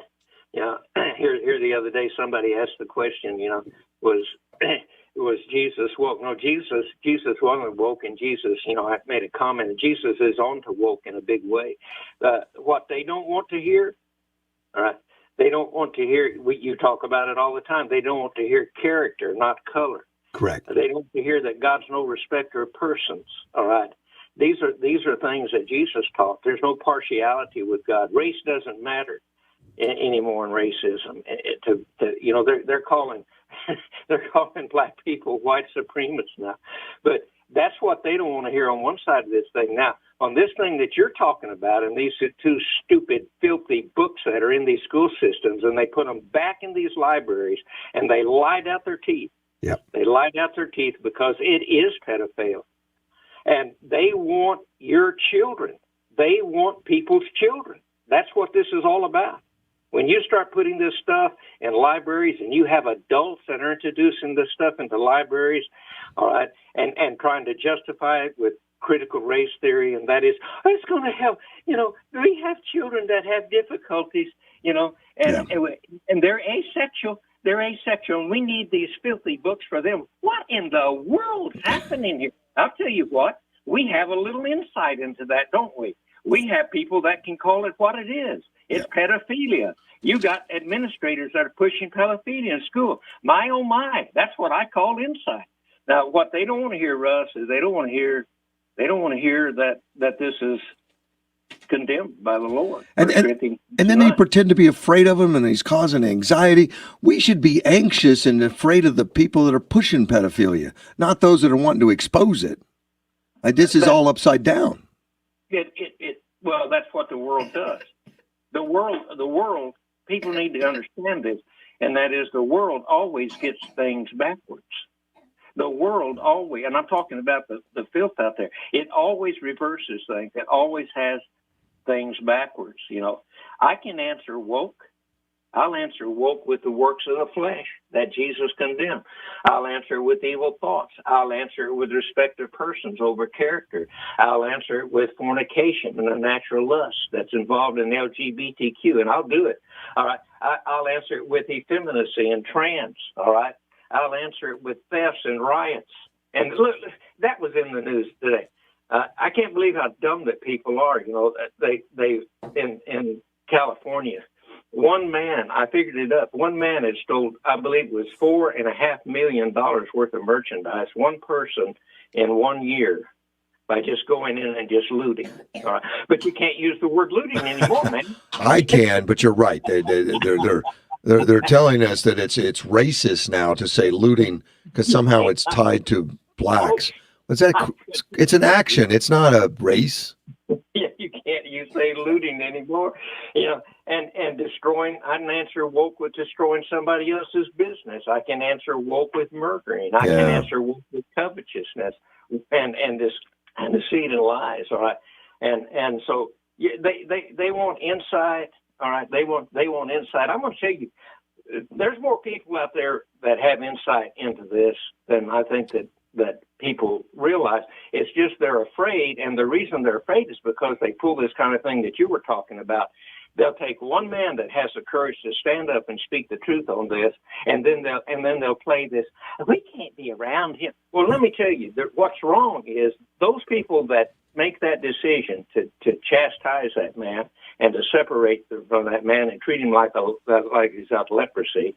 They're doing that. They know what they're involved in, right? Yes. You can't get involved in this and not know it. They can't talk about the policies and procedures they're putting in place, so they're going to attack the individual, make an example of him, and don't you dare go against us again. Yeah, and it looks like that is. Let me ask you something. Yeah.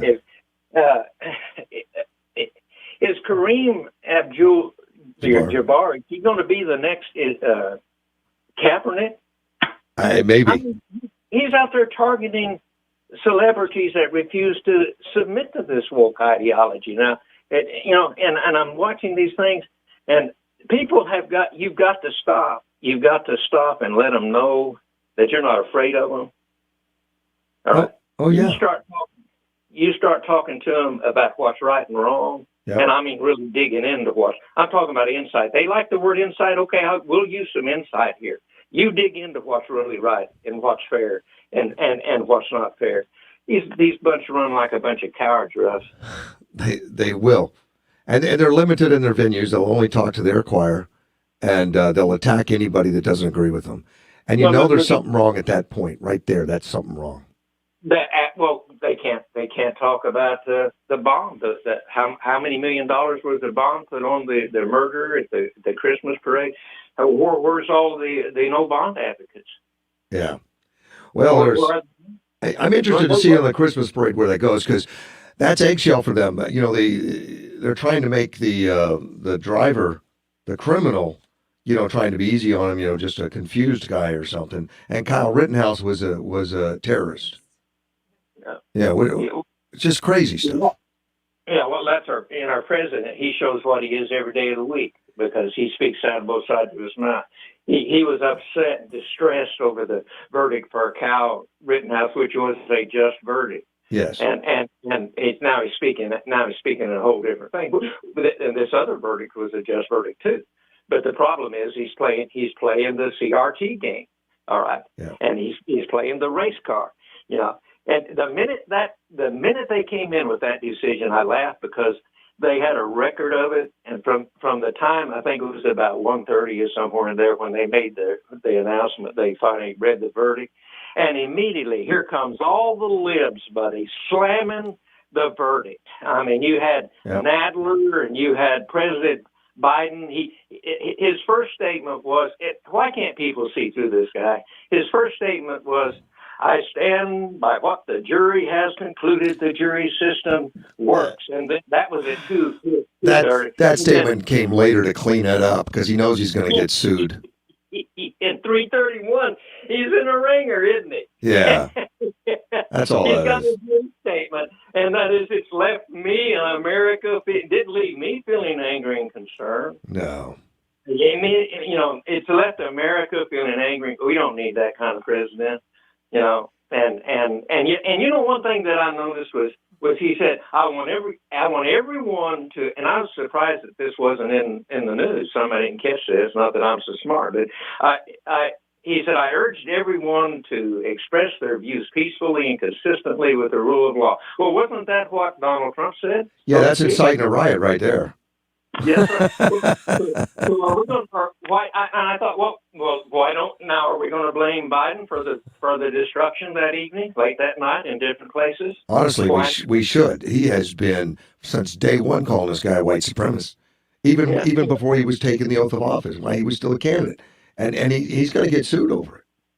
I hope so. I really do. I want to see that. I'd like to see that because that young man followed He followed his conscience, and he followed the truth right to the T. Yeah. And everything he did, as far as I'm concerned. But boy, here they all came. The worthless bunch, the Southern Poverty Law Center. Oh gosh, they've been terrible. Chair. I mean, all of them, man. I mean, and then you read President Trump's statement.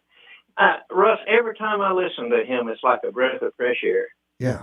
He's just honest and straightforward. See what he says. I mean, he doesn't hold back. You'll know everything he's thinking. I tell you, you hear him, and he says, if that's not self-defense, nothing is. Yeah. Just plain and just as simple as it can be. And some snowflake just laid on the ground and screamed when he said it, but that's okay. We'll have to get used to it. Bob, I appreciate it, sir. I got to run and have a happy Thanksgiving. Hey, insight, my friend, but the right kind of insight. That's Y'all right. have a good day. You too. Bye-bye. We'll be right back. Are you struggling to find quality employees? Tired of placing the same old Sunday classifieds or getting lost in the online job boards and getting the same results? Then you need to call us today at 344-4980 and put radio to work for you. It's fast. Place an ad today and have it on air tomorrow. Whether you're looking for hourly workers or to fill highly specified job descriptions, placing an ad on radio will help you fill these positions quickly. Call 344-4980 today and put radio recruitment to work for you. Last year alone, $55 million was wasted on Facebook advertising and another $48 million on Google by people who thought they knew what they were doing, but found themselves overbidding on search terms, buying wrong audiences, and using ineffective tactics. Wouldn't it be better to talk to someone who knew what they were doing from the start and could give you solid strategies and advice? Get free advice, sign up for our business building e-tips, and take the guesswork out of your marketing plans at yumaadvertising.com. Push the limits of what's possible in the all-new 2022 Mitsubishi Outlander. With a bold exterior and premium interior, Outlander reimagines the SUV. Rule the road with Mitsubishi Super all-wheel control and wireless smartphone technology. Plus an industry-leading 10-year, 100,000-mile powertrain limited warranty. Drive one today, starting at $26,095 at New Alexander Flightline Mitsubishi. Get Thunderstruck. Super all-wheel controls, available feature on all trim levels. Price based on ES 2WD. Import restrictions and rules apply. See retailer for limited warranty and more details. Offer ends 12/13/21. Listen right here on 560 AM KBOU from 8 to 9 a.m. every Monday morning to Life, Death, and the Law, where Sean Garner and Adam Hansen discuss estate planning options. Spend Monday mornings 8 to 9 a.m. with Sean and Adam from Deason, Garner, and Hansen, and learn how you can plan your estate using a will or a trust to protect your family and secure your legacy. That's Life, Death, and the Law every Monday morning from 8 to 9, right here on 560 AM KBOU. RV World would like to wish you and your family a happy Thanksgiving holiday. Listen for your border crossing reports each weekday morning and road reports each afternoon. Brought to you by RV World. They have the largest selection of recreational vehicles in the Southwest. That's RV World on Blue Ridge Road. I kind of got that intro wrong. I just playing music over RV World. The terrorist mom, Casey Monster's here. I'm here. Good morning. We're already at the top of the hour. I'm going to have to come back, but I want to talk about GoFundMe. You know what GoFundMe is? I do. Very familiar. And as we get into the cancel culture and we get into so many things that are limited, and if I don't agree with your politics, you're not allowed to use my services type attitude. Oh. We're getting into some strange times with even the GoFundMe. Oh, really? Yeah. So GoFundMe started canceling people. I'm sure they're getting pressure from all the liberals and progressives. Oh, wow. That you need to cancel. And, well, you know what? I have to take a break because it's top of the hour. Right. And I'll tell you who they canceled okay. and why it's causing problems now.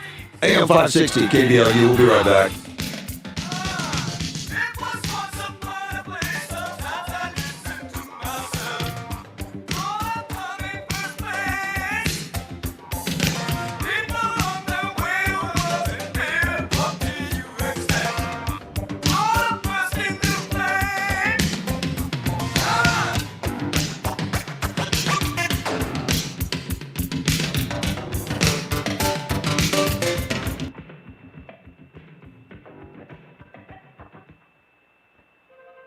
From the 1 hour air conditioning and heating studio, this is News Talk 560 KBLU, Yuma. They're parading again in New York City. I'm Dave Anthony, Fox News. There's a lot of smiling faces and a lot of great performances today. Macy's Thanksgiving Day Parade executive producer Will Kloss, a year after it was pretty much virtual with no crowds because of COVID. Fox's Tanya J. Powers live outside the parade route. Dave, the NYPD marching band just came marching by a couple of minutes ago, and the NYPD says thousands of officers are on hand today to keep things safe. They're using bomb-sniffing dogs, chemical sensors, and cameras as safety measures, too. Now, in years past, they have had sanitation trucks filled with concrete to provide a physical barrier. They're doing that again this year. They get about 360,000 pounds of concrete barriers along the route to prevent any kind of vehicle ramming attacks, things like that. Those participating in the parade must be fully vaccinated against COVID. Spectators lining the route do not have to be vaccinated against COVID, Dave. I'm telling you, everyone's giving thanks today. It's a day of mourning for some Native American tribes that have gathered in Plymouth, Massachusetts. They call today a reminder of the disease and oppression European settlers brought 400 years ago. COVID has been rising back out of the U.S. the past few weeks after cases fell from the late summer surge of the Delta variant. Europe's also seeing a big rise in infections, prompting France to tighten restrictions. Now, this could help. Europe is following the U.S. lead, allowing kids aged 5 to 11 to be jabbed with a smaller vaccine dose. For the first time, the European Union's drugs regulator has approved a COVID vaccine for young children. We want to get out of this pandemic. There is no alternative to vaccination. Marco Cavalieri with the European Medicines Agency says children aged 5 to 11 can receive Pfizer's shot. He says trials found no serious side effects, but acknowledged data so far is limited. Fox's side of a disaster in Russia. A fire in a coal mine has left miners, dozens missing, and 11 killed. Americans listening to Fox News. Hear that? That's the sound of a man guarding his home around the clock. Because he has 24/7 professional monitoring from SimpliSafe Home Security. With 24/7 professional monitoring, SimpliSafe keeps watch night and day. If there's trouble, SimpliSafe alerts them and will dispatch emergency help when needed. Protect your home and your sleep. Take 50% off a new system at simplysafe.com today. Hey parents, here's some good news for America's future. Kids ages 5 to 11 are now eligible for a COVID vaccine. That means all those future CEOs and artists, world-class chefs and sports stars, the engineers and the innovators are eligible for a vaccine that can help protect their future. And it's specifically formulated just for them. Find vaccines near you at vaccines.gov. Paid for by the U.S. Department of Health and Human Services. Morning News is brought to you by Sprague Sports on 32nd Street, Yuma's Hunting and Shooting Headquarters, and responsible gun ownership since 1956. Sprague Sports is Yuma's hunting and shooting headquarters. Why? Because Sprague Sports is the difference. Where else can you buy, sell, trade, or consign firearms with free expert appraisals always? There's nothing like Sprague Sports. With 64 years of industry connections to have products in stock when others can't. And all Sprague firearms come with a lifetime warranty. And talk about customer service. There's a gunsmith always on duty. Sprague is your Remington Warranty Center, and when you need it, there's expert one-day sight-in service. But that's not all. Sprague Sports has got training courses, including Arizona CCW, First Shot, Hunter Education, and more. Sprague handles Glock, Blue Label pistols, and is your NFA dealer of suppressors and full autos. That's why we call them the experts. And Sprague's is Yuma's Yeti headquarters, the best Yeti selection and free ice for life. Sprague's has a 10-lane, rifle-certified indoor shooting range and gun rentals. You can try before you buy. Serving Yuma's shooting and outdoor needs since 1956. That's the Sprague's difference. Sprague's, 32nd Street, next to Lowe's. Here's the news in 60 seconds, YumaDailyNews.com. Starting January 22nd, President Biden says that border crossers coming into the U.S. will have to be fully vaccinated. The rules pertain to non-U.S. nationals. American citizens and permanent residents may still enter the U.S. regardless of their vaccination status. More info, YumaDailyNews.com. Crane Elementary School District has just been awarded a grant for $1.5 million from the Arizona Transportation Modernization. The grant is designed to help improve the safety and transportation of students within the school district. More info, YumaDailyNews.com. And the police in San Luis will be increasing safety enforcement with more patrols throughout the Thanksgiving weekend. The department says that, as a reminder, violations of traffic law restrictions are punishable by fines and possible jail time. If you have ideas for local stories, send them to newsroom at YumaDailyNews.com. You can also tweet us or message us on Facebook. Yuma Daily News. Happy Thanksgiving. For now, that's the news. I'm Andrew Caravella.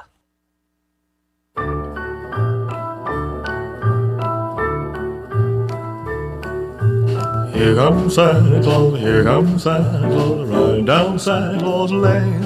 Blitzen, blitzen, all here's a reindeer pulling on. AM 560 KVLU, Russ Clark with you. It's Thursday morning, 8:05. Yeah, it's Thanksgiving. It's not even Christmas yet. And Casey, my daughter, is with me, and Caitlin and Terrace. I told you I was going to play the last hour, play a little Christmas. Good morning. Yes. Music. It's just, I like Christmas music. I'm a sucker for it. I never played before Thanksgiving, you know. Yeah, I know you don't. You stick to the good traditions. It's okay. Well, it's even weird to play it as early as day after. Black Friday is like kind of early, but we've had Thanksgiving. I mean, we've had Christmas for sale in the stores since Halloween. You know that. Yeah. Oh, yeah. Yeah, it's been out there.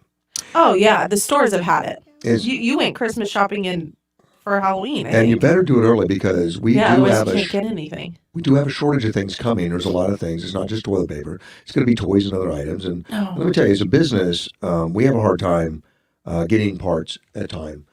Common stuff. Oh, yeah. Because it's freight issues or whatever. It's all artificially created by the current administration. Yeah.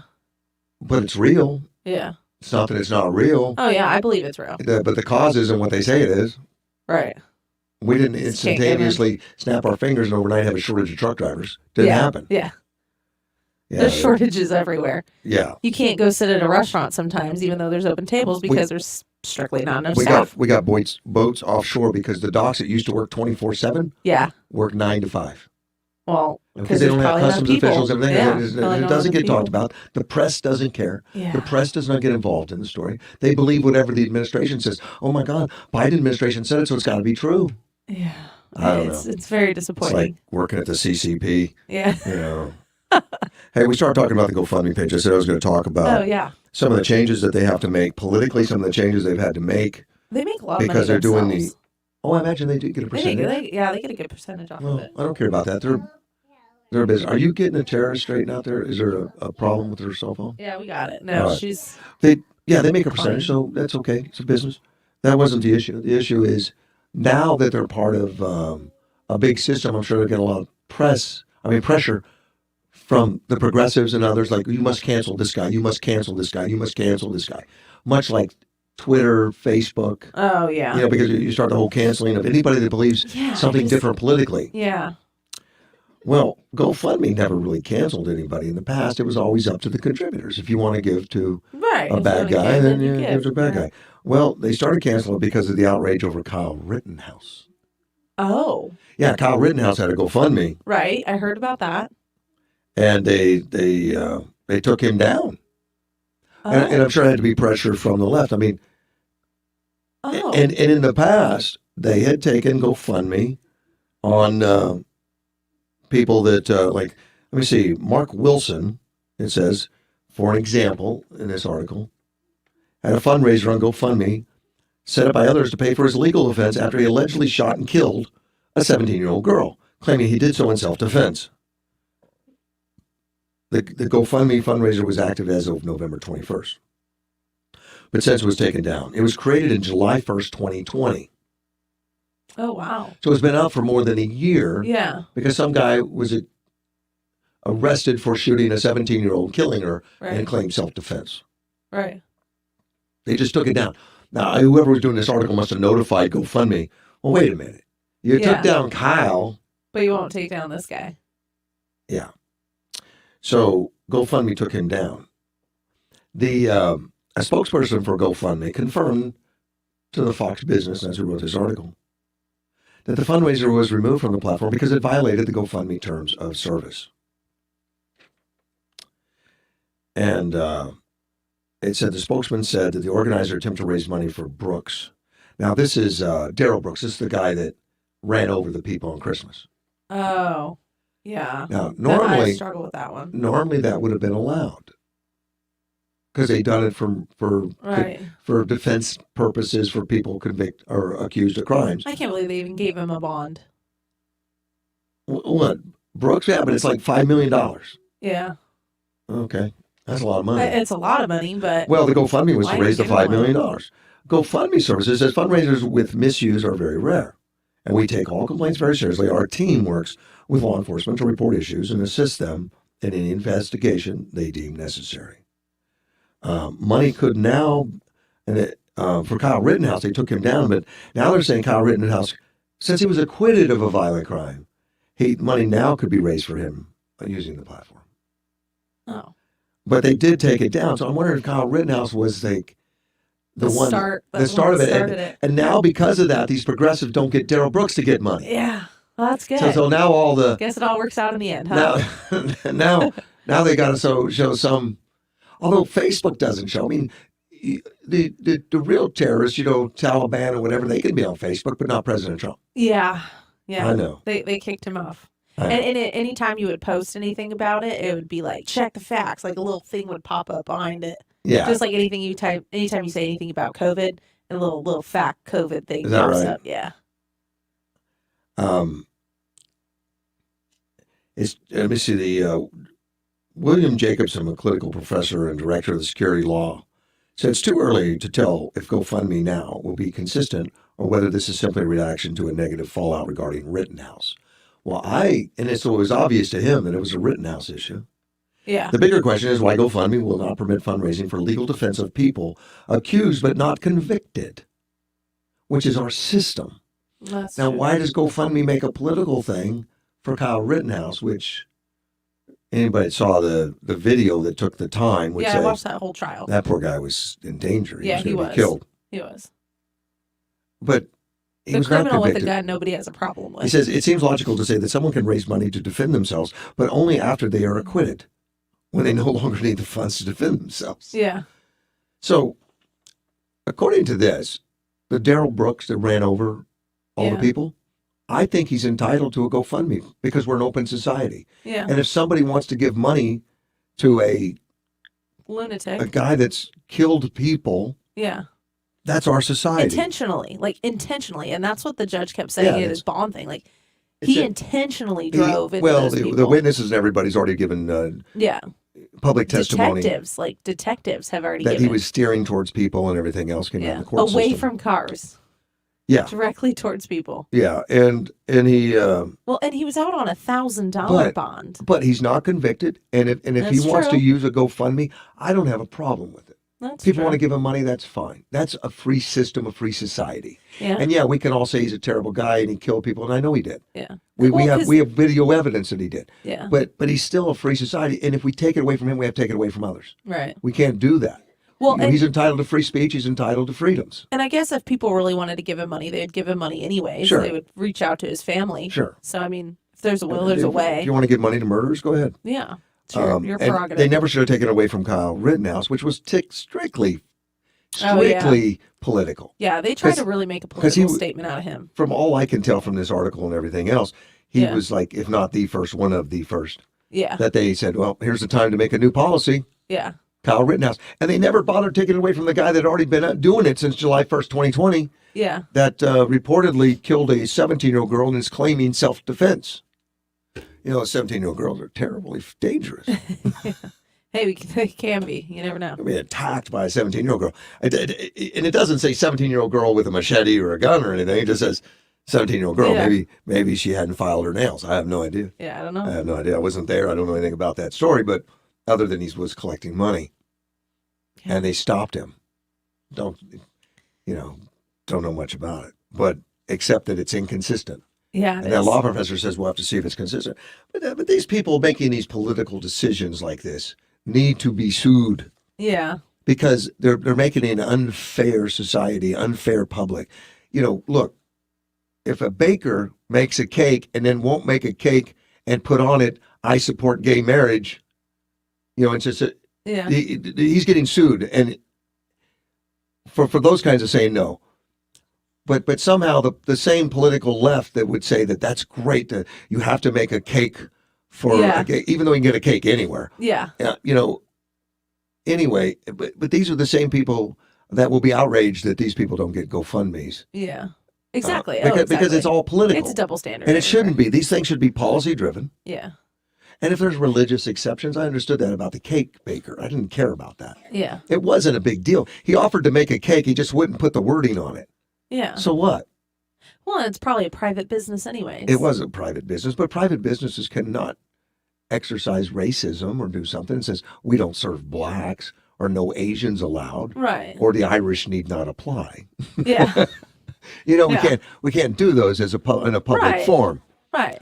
I understand that, and I think that's a good policy to not do that. Yeah. But when it comes to religious exceptions for actions, in other words, yeah, I'm going to get married to another boy, and they say, well, look, my religion doesn't find that acceptable. I'll make you just a cake. Yeah. They were not throwing him out of the business. They're just saying, Right. I'll make you a cake. I just can't put on there that verbiage. So that verbiage, and I'll sue you. Yeah, and people that- are definitely sue happy nowadays. Well, and and that's part of our system too. Anybody can sue anybody. Yeah, it's true. That's exactly the system.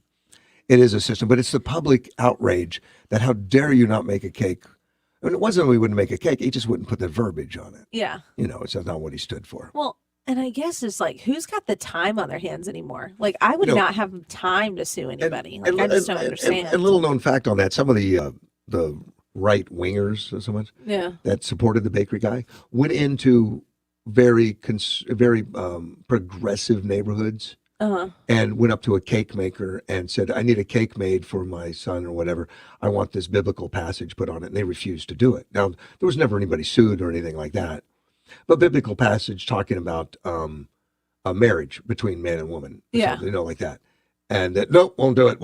And nobody got sued. I mean, they could have, I guess. Yeah. It's not the point. The point is that. Yeah. It's definitely one-sided. Yeah, it definitely is. But the way the press wraps themselves around it. Yeah. Well, I mean, the press has just made people so fired up.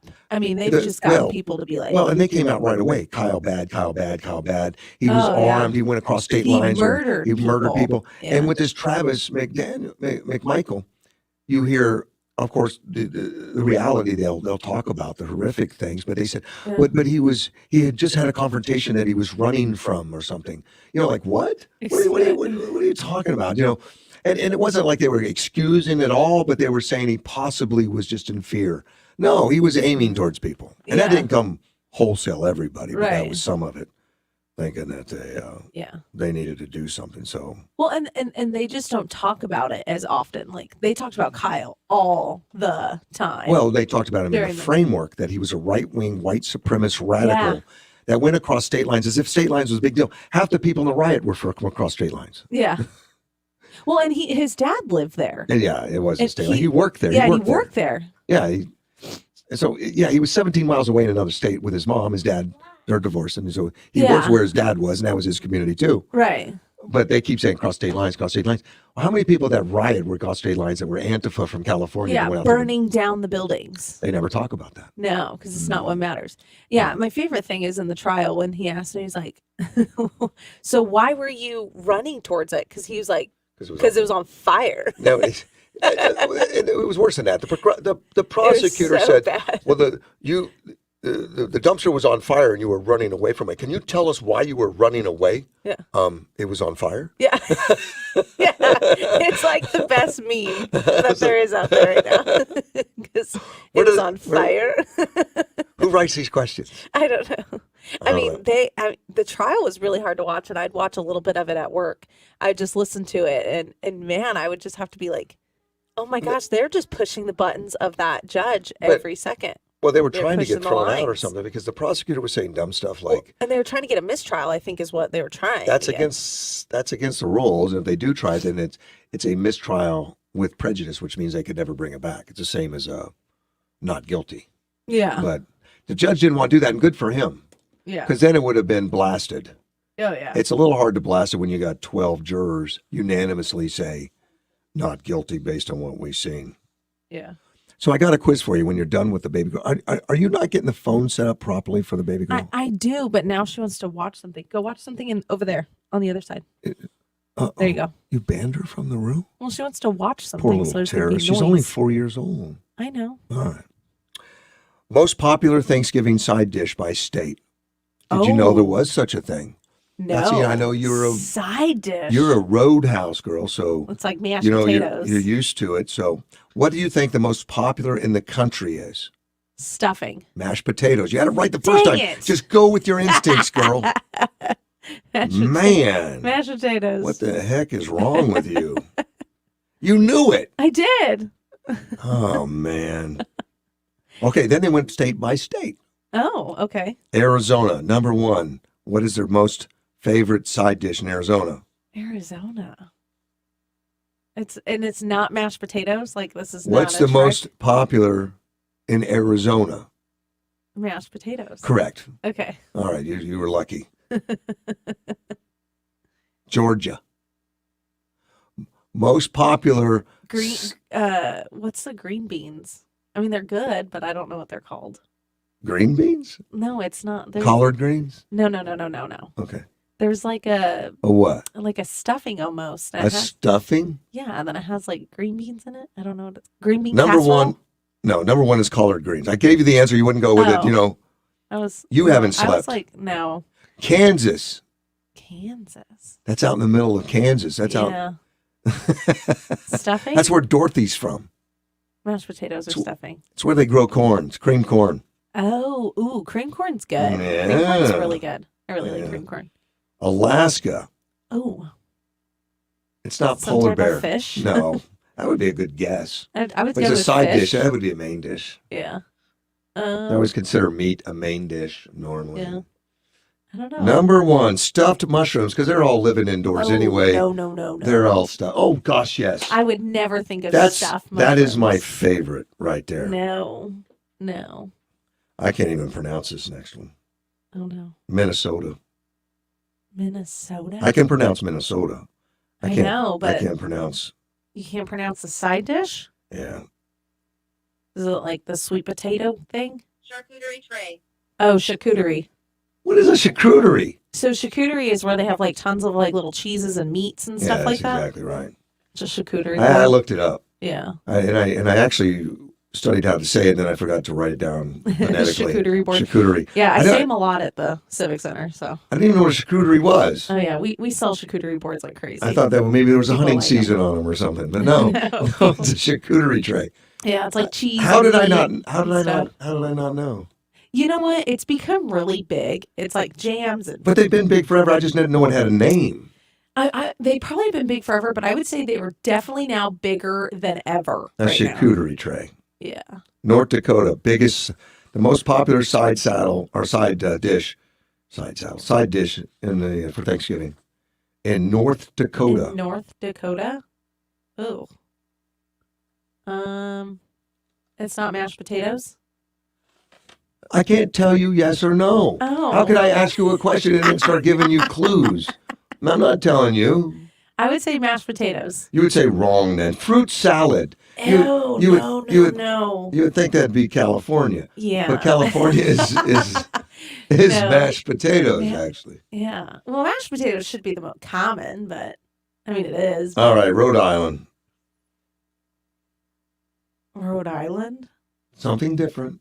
Oh, it's That's a something clue. different. Is it the sweet potato casserole? Glazed carrots. Yuck. Ew. Go. No way. No. Glazed carrots?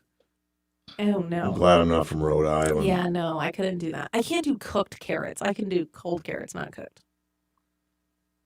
Utah. Somebody's got to have the sweet potato thing.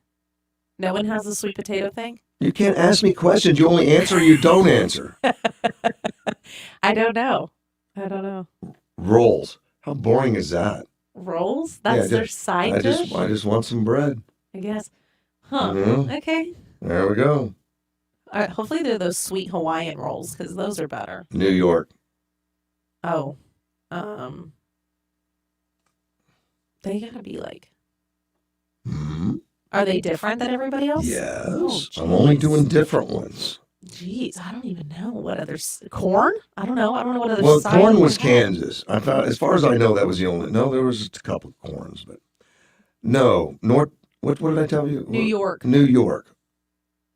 The Yankees. Sweet potatoes with Oh, that's marshmallows. That's what I was looking for. The sweet potato casserole thing. See, yeah, you didn't even know it. I knew it had to be somewhere. I mean, Right. it's pretty good. Isn't this making you hungry? It's making me full. I'm I know. like, I know. Washington State. Oh, Washington. hmm Green beans. Roasted vegetables. There weren't a lot of vegetables as side dish. Oh. See, I was like, oh wow, I go to Washington. I know. like that. Oh, You'd roasted fit right vegetables is in. really You'd good. fit right in I like with all their those. vegetables. I would do the vegetables. Yeah, no, I can't do hot vegetables. Tennessee, and no, it's not moonshine. Tennessee, Ugh. I don't know. hash brown casserole. Oh. And I guess that's. Oh, I would have never thought of hash brown casserole. I but wouldn't either. I'm It shows up assuming on it's a Thanksgiving table. definitely a thing. It's kind of like a breakfast thing, isn't it? Yeah, I would say it is.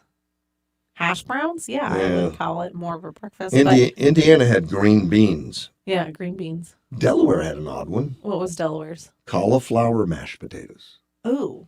That was not a positive ooh, that was not an ooh. That was not an ooh. That was favorable. Oh, no. Casey. You would eat that, but That was an ooh. Oh. No, I would not eat. Yeah. Mm-mm. It's Um, vegetables. Tomorrow we have the tower lighting. Yes, tomorrow tower lighting. And you're gonna Caitlin be has there. Practice. Mm-hmm.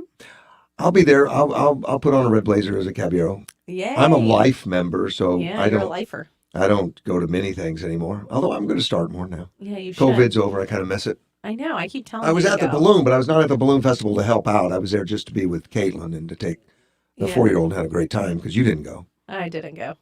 I did not go. But I will look forward to the tower lighting and Yeah, tower lighting's one of my favorite things. I mean, I grew up dancing in it, so and this is Caitlin's first and look. tower lighting. We want everyone to come and meet the terrorist. She'll be there. Yeah, she'll be dancing. And you have to bring a canned good. Yes. They're asking for canned goods for, I think, Salvation Army. I don't know if it's the food bank or Salvation Army. I or think it's well, it was a food bank for I think it's yeah. They try to mix it up a little bit, so it's going to be to the needy. Yeah, I think it was the Salvation Army is normally what they Yeah. do. They always have that Might be big one they have of the them, big but- truck out there. They'll tell you who it's going to. But it's always a wonderful event, and there's always a few thousand people there. I mean, it gets. Yeah. But look, we got seating for 8,000 because it's at the Ray Civic. Kroc Stadium. Yeah, so there's plenty of seating. The seating is The guys huge. just cleaned it off yesterday. Then they're getting ready for it. Yeah. So it's not going to There. rain between now and then. Hopefully not. So- Well, I mean, we do our best to get it clean, but Yeah, everybody's so- off today and tomorrow, So I'm sure they set up the dance floor and everything this morning. probably, yeah. Yeah, I couldn't Because help. we have practice tomorrow. Yeah, they got practice. well, they might at, do like, it tomorrow noon. then. No, they'll do it tomorrow. Yeah, they got practice at noon tomorrow. Okay. And I haven't helped even do that stuff for a while. The caviars go out and do it. But I'm always on the radio now normally Yeah. when they set it up. And I'll be on the radio tomorrow when they do it. Early in the morning, they set that stuff up. And it's a wonderful event because you'll have a lot of It local is. dancers. And, you know, Singers. from 4-year-old to, Yeah. you know, young ladies and singers and a lot of presentations. It's just a fun way to kick off Christmas. It's so much fun. And it's And- really definitely a Yuma tradition. And then that- they light the tower. Yeah. You know, with the man of the year. That's Phil Townsend, Yeah. the last man of the year for Yuma. Will come out, say a few words, and flip a fake switch. I'm going to tell you, it's a fake switch. Hey, they do their best to make it's it look real. It's It's cool. a fake switch. That wire doesn't go all the way to the tower. Yeah. Don't tell anybody. I won't. There's a guy on the tower top But- with and then- binoculars, and he gets a thumb up from somebody. I don't know how it works. I don't know how it works either, but I do know that Missy McCowney and Missy McCowney's outstanding team will both be there. I know. Haley's going to Haley's going to be singing. Yeah, I'm very excited for that. And Harrison will be dancing with Caitlin. Oh, that's right. She dances. She won't up. be dancing with her crown, though. No, she'll be dancing for the studio. And then she'll put Dancers on her Workshop sash and dance. crown because and those ladies will be available to say hello to. Yeah, they do. They'll see with Santa. They always go with Santa and do like hand out the candy canes with Santa afterwards. Yeah, and I forget which song, Santa Baby, I think is what Yeah. Haley's going to sing. Yeah. So I'll let that out too. You'll let you know ahead of It's one of time. my favorite songs. So. I confused it with Baby It's Cold Outside.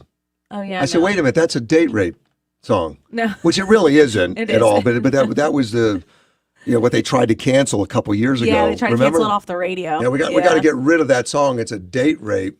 No, it's a great song. I mean, it's an old song. I mean, It's a very old song.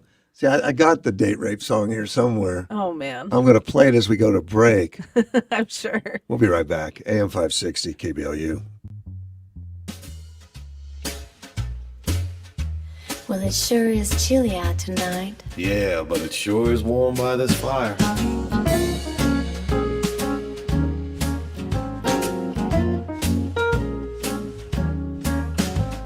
I really can't But stay. baby, it's cold outside. I gotta go But away. baby, it's cold outside. This evening has Been been hoping that you drop so in. very nice. I'll hold your hands, they're just like My mother ice. will start to worry. Beautiful, what's your It is a bit breezy and blowing dust is possible at times this morning, but then we'll turn out sunny, 75 this afternoon. Sunny and breezy tomorrow, 77. By Saturday, temperature 79. Black Friday's on at Gap Factory and gapfactory.com. Everything's 50 to 70% off. Plus, shop all new doorbusters, including 60% off sweaters and cozy add-ons. Shop the sale through November 27th at Gap Factory and gapfactory.com. I'm meteorologist Terry Smith from the Weather Channel. Weather is brought to you by Ed Whitehead's Tire Pros, serving Arizona for over 20 years. When it's hot, the last thing you want is your home's AC to quit on you. At 1 Hour Air Conditioning and Heating, our team of comfort specialists take the frustration out of the equation. From simple repairs to more complex fixes, we'll get you warm and comfortable quickly. Call 855-1-HOUR for a free service call with completed repair. Don't forget, we're Always on time, or you don't pay in time.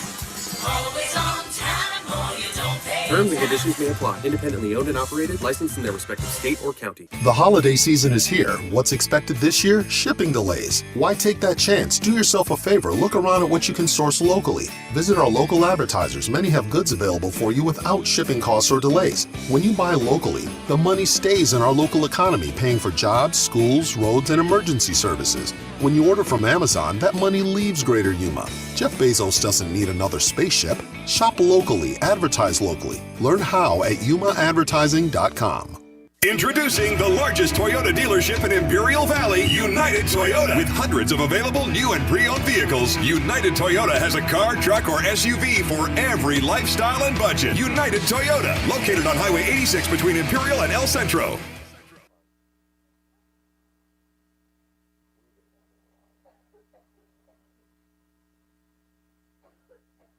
Bells will be ringing. This sad, sad news. Oh, what a Christmas to have the blues. My baby's gone. I have no friend. AM 560 KBLU, Russ Clark back with you and my daughter, Casey Monster Rodriguez. Good morning. I've got to get some new Christmas songs. I've got some that over the years I've put on the board here, but Yeah. I got to back and research and Yeah, there's a couple new ones out there. cut them up a little bit. I can't play because I'm just playing a few seconds. Yeah. I don't start from the beginning. Does a lot of times because they'll do The intro is so long. a 30-second intro. Well, I don't have 30 seconds. Yeah, I'm already on air. I don't need an intro. We'll cut that out. Something on the front page of the paper I wanted to mention this morning. There was a fatality out in the foothills on 44th Street. Now 44th, out in there on way out towards the edge of Yuma. Right.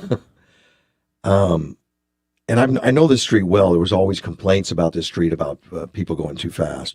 And I guess if I did know it back in 2018, a pedestrian was hit and run, killed at 7:30 at night. So it's in the season. It's nighttime. It's dark. It's dark. Yeah. And a white Ford truck struck a 54-year-old Yuma woman and hit and run. Oh no. And now they've reduced the speed from 35 to 30. Well, 35, wasn't that bad. It's just they didn't even stick to 35. Yeah. And it's a residential type street. It's sometimes you have a 35 or a 45 in a residential area, but it's not a residential street. In other words, there's no homes on that street. Yeah, it's like a back road kind of. Or a through road. Yeah. It's the homes are off to left or right, and that there's street's some kind of nice walled little off. But that's not the case here. This 44th Street is a residential street. Wow. That was 35. It was wide. It's wide, but but they didn't even stick to 35. Wow. And I bet you some speed bumps start to come into play there. They lowered it to 30. At times the sheriff will go in. They'll put in speed traps or put in signs to watch your speed. Because some people don't even know. Like, God, I didn't know I was going that fast. Yeah. Those kind of things. But having it to 30 is fine with me. I think 25. I would have pushed because it's a residential road. Yeah, I would have pushed for 25. They put houses on it. It's different than going through a residential area. Yeah. Where normally you'll go through those 35, 45 zones, and it's someone's backyard that's got a fence. It's all right, all fenced off. Usually with concrete fence or something, but to keep the kiddos from wandering out onto that. Yeah. Although there's no kiddos out there, these are 55 plus areas. Yeah. But still, just they don't. Hauling, man. Yeah, it's crazy. Very dangerous stuff. Glad they took that care of that. Now, I know we're going to find a place to go to Thanksgiving dinner and all that stuff. Mm-hmm. Do you remember the year, and I don't remember how old you were, that we went to Flagstaff? I don't remember. I don't recall. You don't? No. There was snow on the ground, and so we spent Thanksgiving up in Flagstaff, and we went there. But I don't know if it was your first time seeing snow, but I think the first time you saw... maybe I do remember a little bit. I was young, though. We had just moved to Yuma. You're still young. Oh, okay. Okay. No, you weren't that young. When we first moved to Yuma, you were pre-K. I was 4. You were Caitlin's age when we moved to Yuma. Yeah. Yeah. I had my 5th birthday in a cricket house. Yes. A house that had crickets in it. Yeah. It wasn't built like a cricket. It had... No, I had crickets in it. We had some crickets. It was a temporary house when we were having a house built. Yeah. But we lived through it. I remember the first time you saw snow. I don't know if you remember. No. It was that cable car ride to the top of the mountain out in Palm. Was that? Is it out in California? Palm Springs. Palm Springs. That's it. Yeah, you probably don't remember it. No, I remember the first time that I saw snow. It was snow that had been on the ground for a while already. Well, like I've never like it took me a while before I saw snow fall. Right. Like I saw a lot of snow that had already fallen and it was there before I saw snow fall from the sky. Yeah. The What do you want to watch? Okay, now I've got the baby granddaughter, the terrorist, coming in. Is she asking you to reprogram her phone or something? She wants attention, does she? Yeah. Caitlin does. What do you want to Because watch? I have a question for you as soon as you're done. Go right with it. ahead. Do you remember, I mean, the most impressive time for you experiencing actual heavy snowfall? Yeah. Oh, I remember.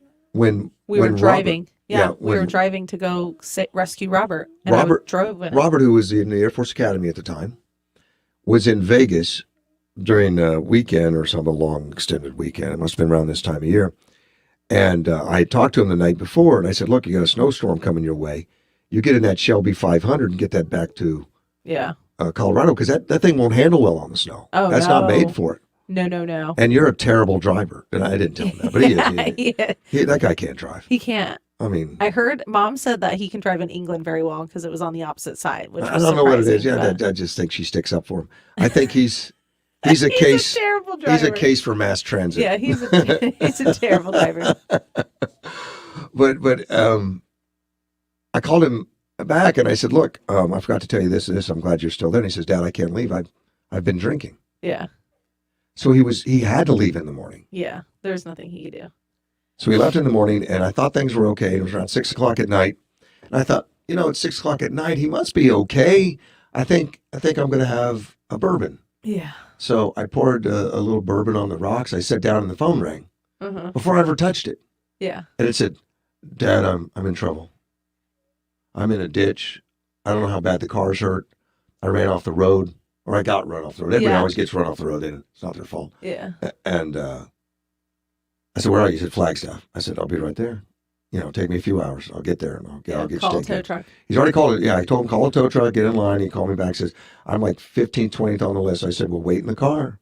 You have no choice. You got to get that thing off the road. Yeah. And by the time we got there, which was, well, how long did it take us to get to, it's like 3 or 4 hours. Yeah. It took us a couple hours. And we were pushing. We got him at Denny's. We were pushing 4 or 5 inches of snow. Yeah. And we were going. Yeah, we were on a mission. Yeah, we were going. What? Okay. She's having a problem. I don't know what she wants to do. But yeah, we picked him up, and I remember your surprise as we were going through snowstorms. You were just infatuated. Yeah. How old were you? Were you? I was in high school. You were in high school. Yeah, I was in high school. Because, I remember when you came in, I was talking to Mom, and she was in the bathroom, and I was talking to her about my day, and we were winding down, getting ready to go to bed. And I said, come on, let's go. I needed somebody to go. No, you were like, I'm going to go pick up Robert. And I said, I'll go with you. And Mom was like, oh, no, I'll go. Let's all go. No. But she had just hurt her tailbone. Oh, I know. She was in no condition. Yeah.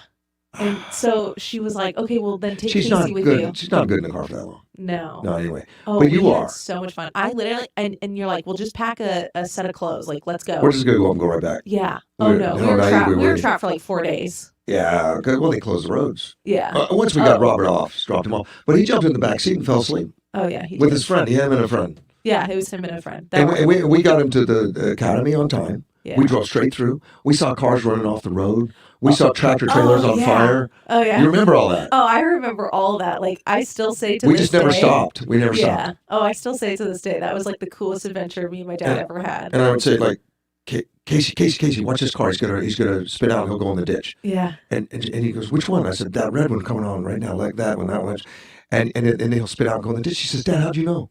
Yeah. And you're like, well, just the way he was driving. The way he was driving, he just doesn't know what he's doing. Yeah. Yeah, he's going to tell he was hitting it on the ramp too fast. And then we saw a couple like big trucks, semis flipped over, burning. Yeah, on fire. Yeah. And I know you were looking out the window like it was a TV program, like it's not real. Like we were like in some weird stuff. I was like, wow. And we never got stuck, and we made it all the way through. Yeah, but I drove careful. I know. Oh yeah. Well. And at one point you were like, I'm so tired. Like I just you drove for me. Yeah. And you woke up and the little thing on the mirror was flashing ice, and you're like, why didn't you wake me up? You're driving in black ice. And I said, I just thought you needed to sleep. No. See, I'd driven like that for like, I don't know, a long time. You were scared to death and your knuckles were white, and I said, pull over now. I'd gotten a 1 hour sleep or something. Yeah, because I was only 16, 17. Yeah, we made it. And we dropped him off. I drove for like 2 hours. I think you slept for like We 2 dropped him hours. off straight through to the academy. Yep. So it was 16, 17 hours. Yeah. And then that's when we got stuck. And we said, just get out. And he got out. He made it on time. But we dropped him off at the gate. Like, I remember. Like, yeah, and it was only a handful of people that made it on time. Everybody else was snowed in. So it wouldn't have mattered. He wouldn't have got in trouble. Yeah, no. More than half people were. But I think we made it back all the way to Las Vegas, New Mexico. Yes, we did. And that's when we found the one hotel that you rearranged their furniture in the. Well, they had the furniture in the wrong place. Yeah. And the lobby. And I went in the lobby. I'll never forget the look on In those fact, people's we faces. didn't even check in or anything. We weren't even going to stay. I just wanted to see the Charger game. Yeah, we just wanted to watch football. So I went in there and they had a big TV in the lobby, and I said, "Perfect. Do you guys have a nearby pizza place that delivers?" And they go, "Yeah." And I said, "Well, snowing. What's the number?" And they gave it to me. And I ordered a couple pizzas, some for them, some for us. Yeah. And then I moved all the couches and furniture to be in front of the TV. You really did. We didn't even check in. Oh no, not at that point. Not at that point. We didn't check in, and then we watched the game, having a lot of fun, talking to the staff, sharing pizza. They were the ones that told us the rows are now closed. And then I was so tired. Yeah. I said, "We're gonna stay.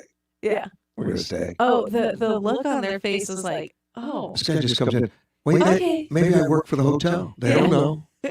Yeah. Oh, no, you But it was a all the loud furniture. couch. Oh. You know, it was- Yeah, it wasn't like, it was like a like all the way across. I was like, yeah. oh God. And you're like, Casey, move that one for us. So I don't just annoy people on the radio.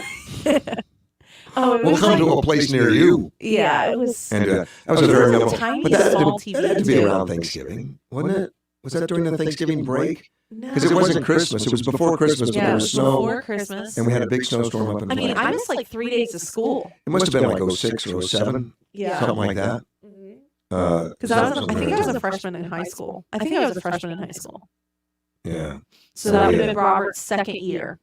Could have been. He wouldn't have had the Mustang by then. We didn't get the Mustang until he was a junior. So then I was a sophomore then. So I mean, he might have been a senior. Might have been 08, Yeah. 07, 08. Yeah. Because I know I missed like 3 days of school for it. Yeah. And We were stuck. And we had to go to Walmart to get clothes because we just ran out of But it's clothes. funny living in Arizona being introduced to snow because Yeah. I grew up in it all my life. I lived in North Dakota, lived in Delaware, lived in I was snow country and fascinated. stuff, you know, and to have you in the car that didn't know snow. I kept saying I felt like we were going through a twilight zone because the way the snow Well, yeah, was yeah, hitting. yeah, you thought we were going to warp speed or Yeah. something too. It was kind of funny. I was think like, you were "God, this looks so you, cool." You were like sitting on the dash almost at times with your nose on the front window. Yeah. I don't think that's safe, by the way. Yeah, no. I don't recommend It was really cool. But it was a fun time. Oh yeah, I remember it. I remember it like yesterday. It was a long trip, and It was since very long. and since we couldn't leave. Well, I think we were stranded in New Mexico. Well, I think we made it to the border of New Mexico somewhere. Yeah. Well, at one But then we point got we were stopped driving. again. Yeah, we were driving so slow because the roads were so bad. You're I like, I'm not stopped, got gonna a push hotel, it. and they shut it down again after that. Yeah. But I remember like I was bored, so I said, "Well, we'll get in the car. We're going to go to Walmart to let you practice to drive in snow." So Yeah. we went to Walmart so you could drive the Tahoe Yeah. in the snow, and of course I'm sliding around, showing you how to slide and everything. Yeah. And if Mom was with us, none of that would have happened. No, it was so much fun. Yeah, it wouldn't have happened, you know. And remember we went across the bridge and the whole thing's all squirrely. Yeah. Oh yeah. These That bridges was, have dry ice, which we knew. I knew, Yeah. but you didn't. Well, enough reminiscing. Yeah. I got to take a break. We'll be right back. AM 560, KBLU. And you better watch out, you better not cry, you better not pout, I'm telling you why. Santa Claus is coming to town, Santa Claus is coming to town, Santa Claus is coming to town. RV World would like to wish you and your family a happy Thanksgiving holiday. Listen for your border crossing reports each weekday morning and the road reports each afternoon. Brought to you by RV World. They have the largest selection of recreational vehicles in the Southwest. That's RV World on Gila Ridge Road. If you're like most people, you're probably more than a little concerned about the state of the world around us today. Strange times. The stock market all-time highs every day. U.S. debt never been higher right now. Dollars losing value. And let's not forget about inflation, the highest since 2008. Remember what happened in 2008. So, how do you protect your money, your retirement, your savings? Well, many people, just like you, are turning to Old Faithful to protect themselves during these difficult times. And Old Faithful is real gold and silver from the Oxford Gold Group, the kind you can actually hold in your hands and have in your IRA.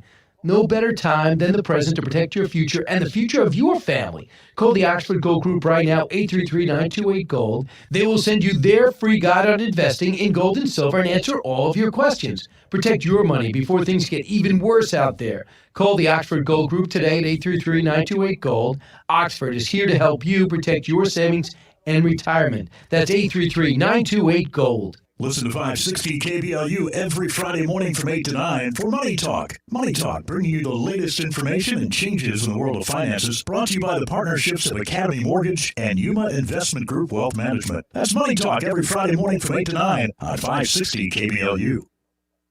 Be sure to listen Sunday afternoon from noon to 2 for the radio show that talks about all things real estate with award-winning broadcaster Stephen Gascoigne. It's everything you need to know about your home, from buying and selling. Brought to you by PhD. When your home needs a professional home doctor, call PhD 344-911-1. Arizona Marketplace is open Thursday through Sunday, 9 a.m. to 4 p.m. It's the largest and best outdoor market in Yuma County. Looking for unique items? Arizona Marketplace is your place in Yuma County. Christmas is approaching fast, and Arizona Marketplace has that unique item you're looking for. Of course, it's an experience you want to share with the whole family. It's outdoors, but completely shaded with daily entertainment and food vendors. Come explore the many vendors of Yuma's best Arizona Marketplace, 3351 South Avenue 4E. If you're tired of big cable bills, you can get Newsmax TV for free. Millions are watching Newsmax. Available now on major cable systems or for free on smart TVs like Samsung, LG, and Vizio. Find it streaming on Roku, Xumo, Pluto, Amazon Fire, TiVo, Apple TV, and more. 7 million Americans have downloaded the free Newsmax app on their smartphones. It takes just seconds. Then watch us anytime, anywhere. Forbes calls Newsmax a news powerhouse. Find out why. Start watching today.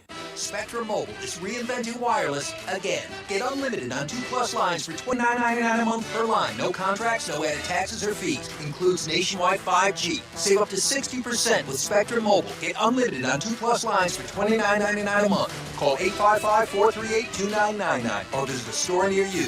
Offer valid for new customers on 2+ unlimited lines. Spectrum Internet required. Savings based on 2-line comparison of unlimited plans on major national carriers is 9/2021. Prepaid excluded. Restrictions apply. Oh, this is Christmas, and what have you done? Another year over, and you won't just begun. And so this is AM 560 KBLU. Russ Clark back with you, and my daughter, Case of Monsters in Studio D. The terrorist okay? Is she somewhere in the building? Yeah, she's fine. She's running around? I don't know where she's at. I don't know. The doors are locked. I don't know. We'll have to see if anything. I think she's over there. She's on the We're other okay. side. No one's here but us, by the way. Yeah, I figured. Everybody gets off, and I would too if I wanted to. Yeah, you've never done them. You've taken it off like a couple Occasionally. times. Yeah. Occasionally, it's rare. If we have something we have to do, Yeah. I will take off, but I'm not very, very often. Oh, but see, you won't be on air this year for Christmas. Why? Because I think Saturday? Christmas is a Saturday. Then that's okay. Yeah. That's okay. That happens.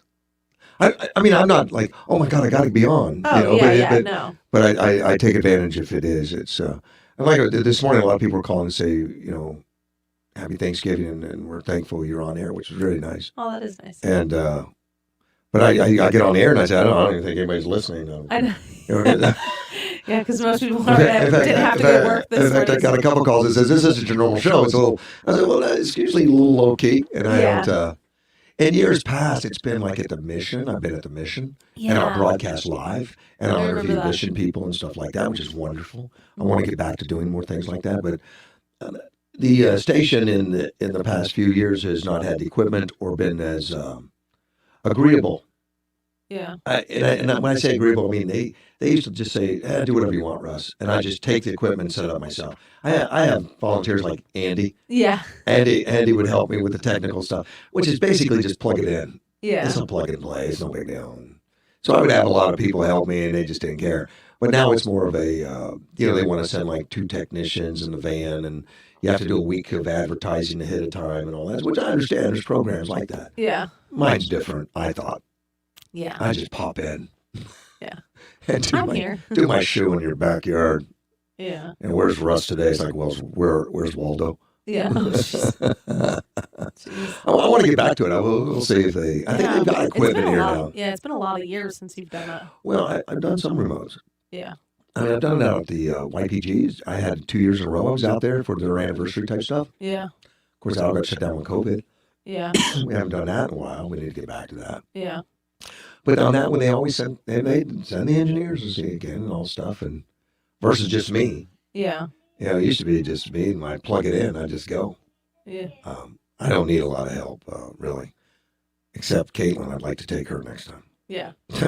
She came back, so we know she's okay. She's somewhere in the building. She's back here in the studio. Yeah, she's back in the studio.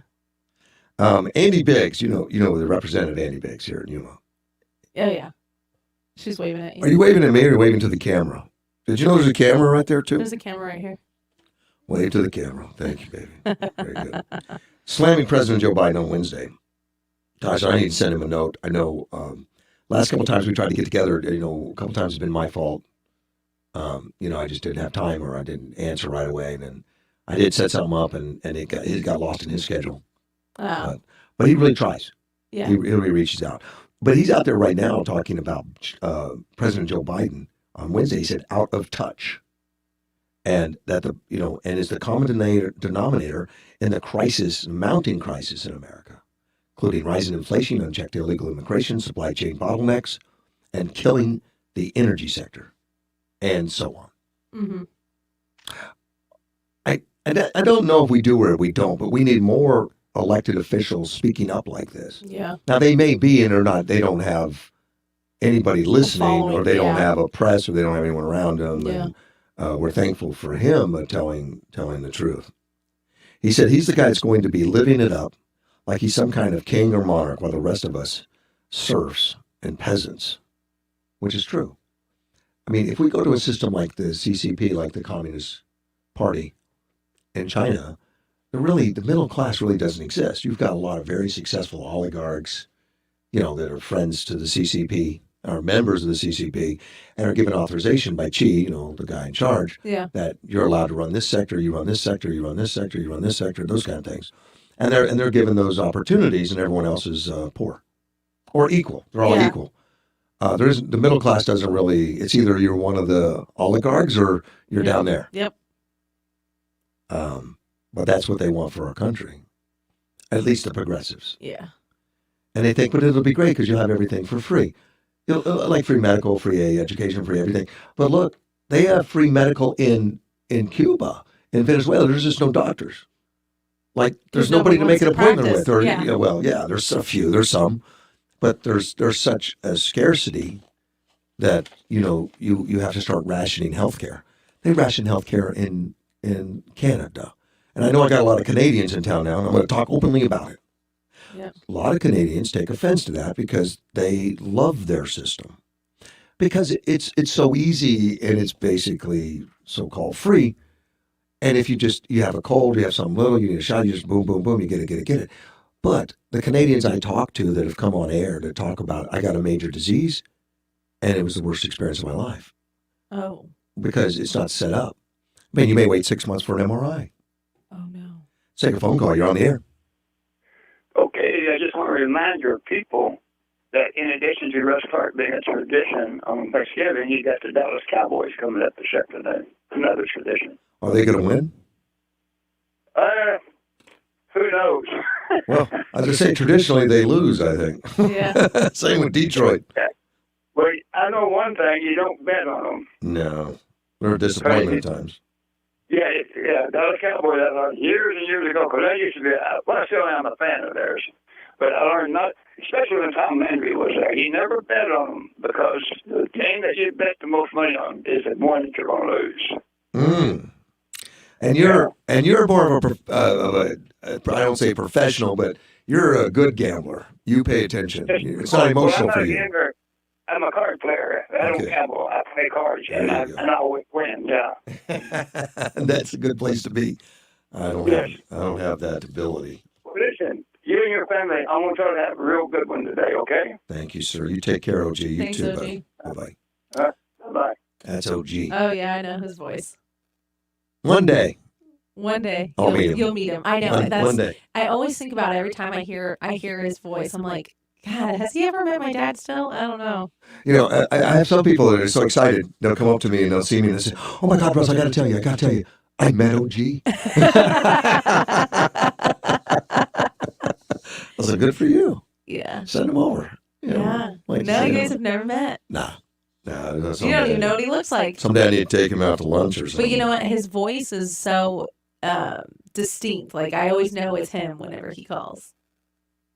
Well, yeah, and I'm assuming that's how he talks. You know, and I'm the same way in that if I'm in public Your voice is the and same. I'm talking, somebody will say, "Wait a minute," which doesn't happen like when I was with Jay Walker. Oh, yeah. Because Jay Walker has a total different voice for the radio, but he only did country music, so, you know, like a 1 minute, 2 minute interview. I mean, introduction. Yeah. And then he was off, so he would always do something other than his own voice. Actually, Yeah. I can't do that. I wouldn't do that. I wouldn't feel comfortable anyway. Yeah. I'm just I the same all day. Whatever that is. Yeah. I think most talk radio people, though, use their regular voice. Talk radio does, yes. Not DJs. No, DJs don't. No.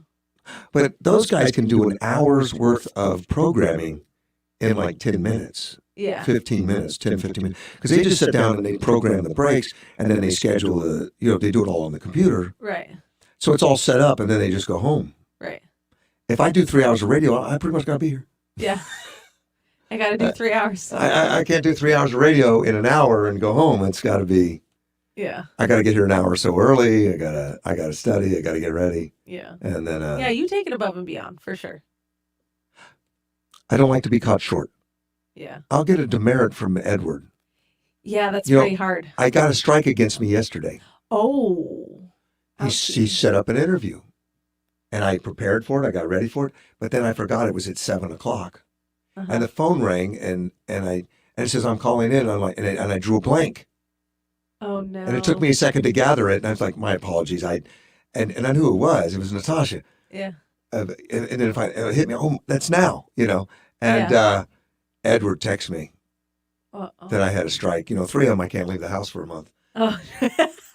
I don't know how he enforces that, but how do you get it I'm not removed? gonna put it past him. I gotta go because we're out of time. I'll be back tomorrow. AM 560 KBLU.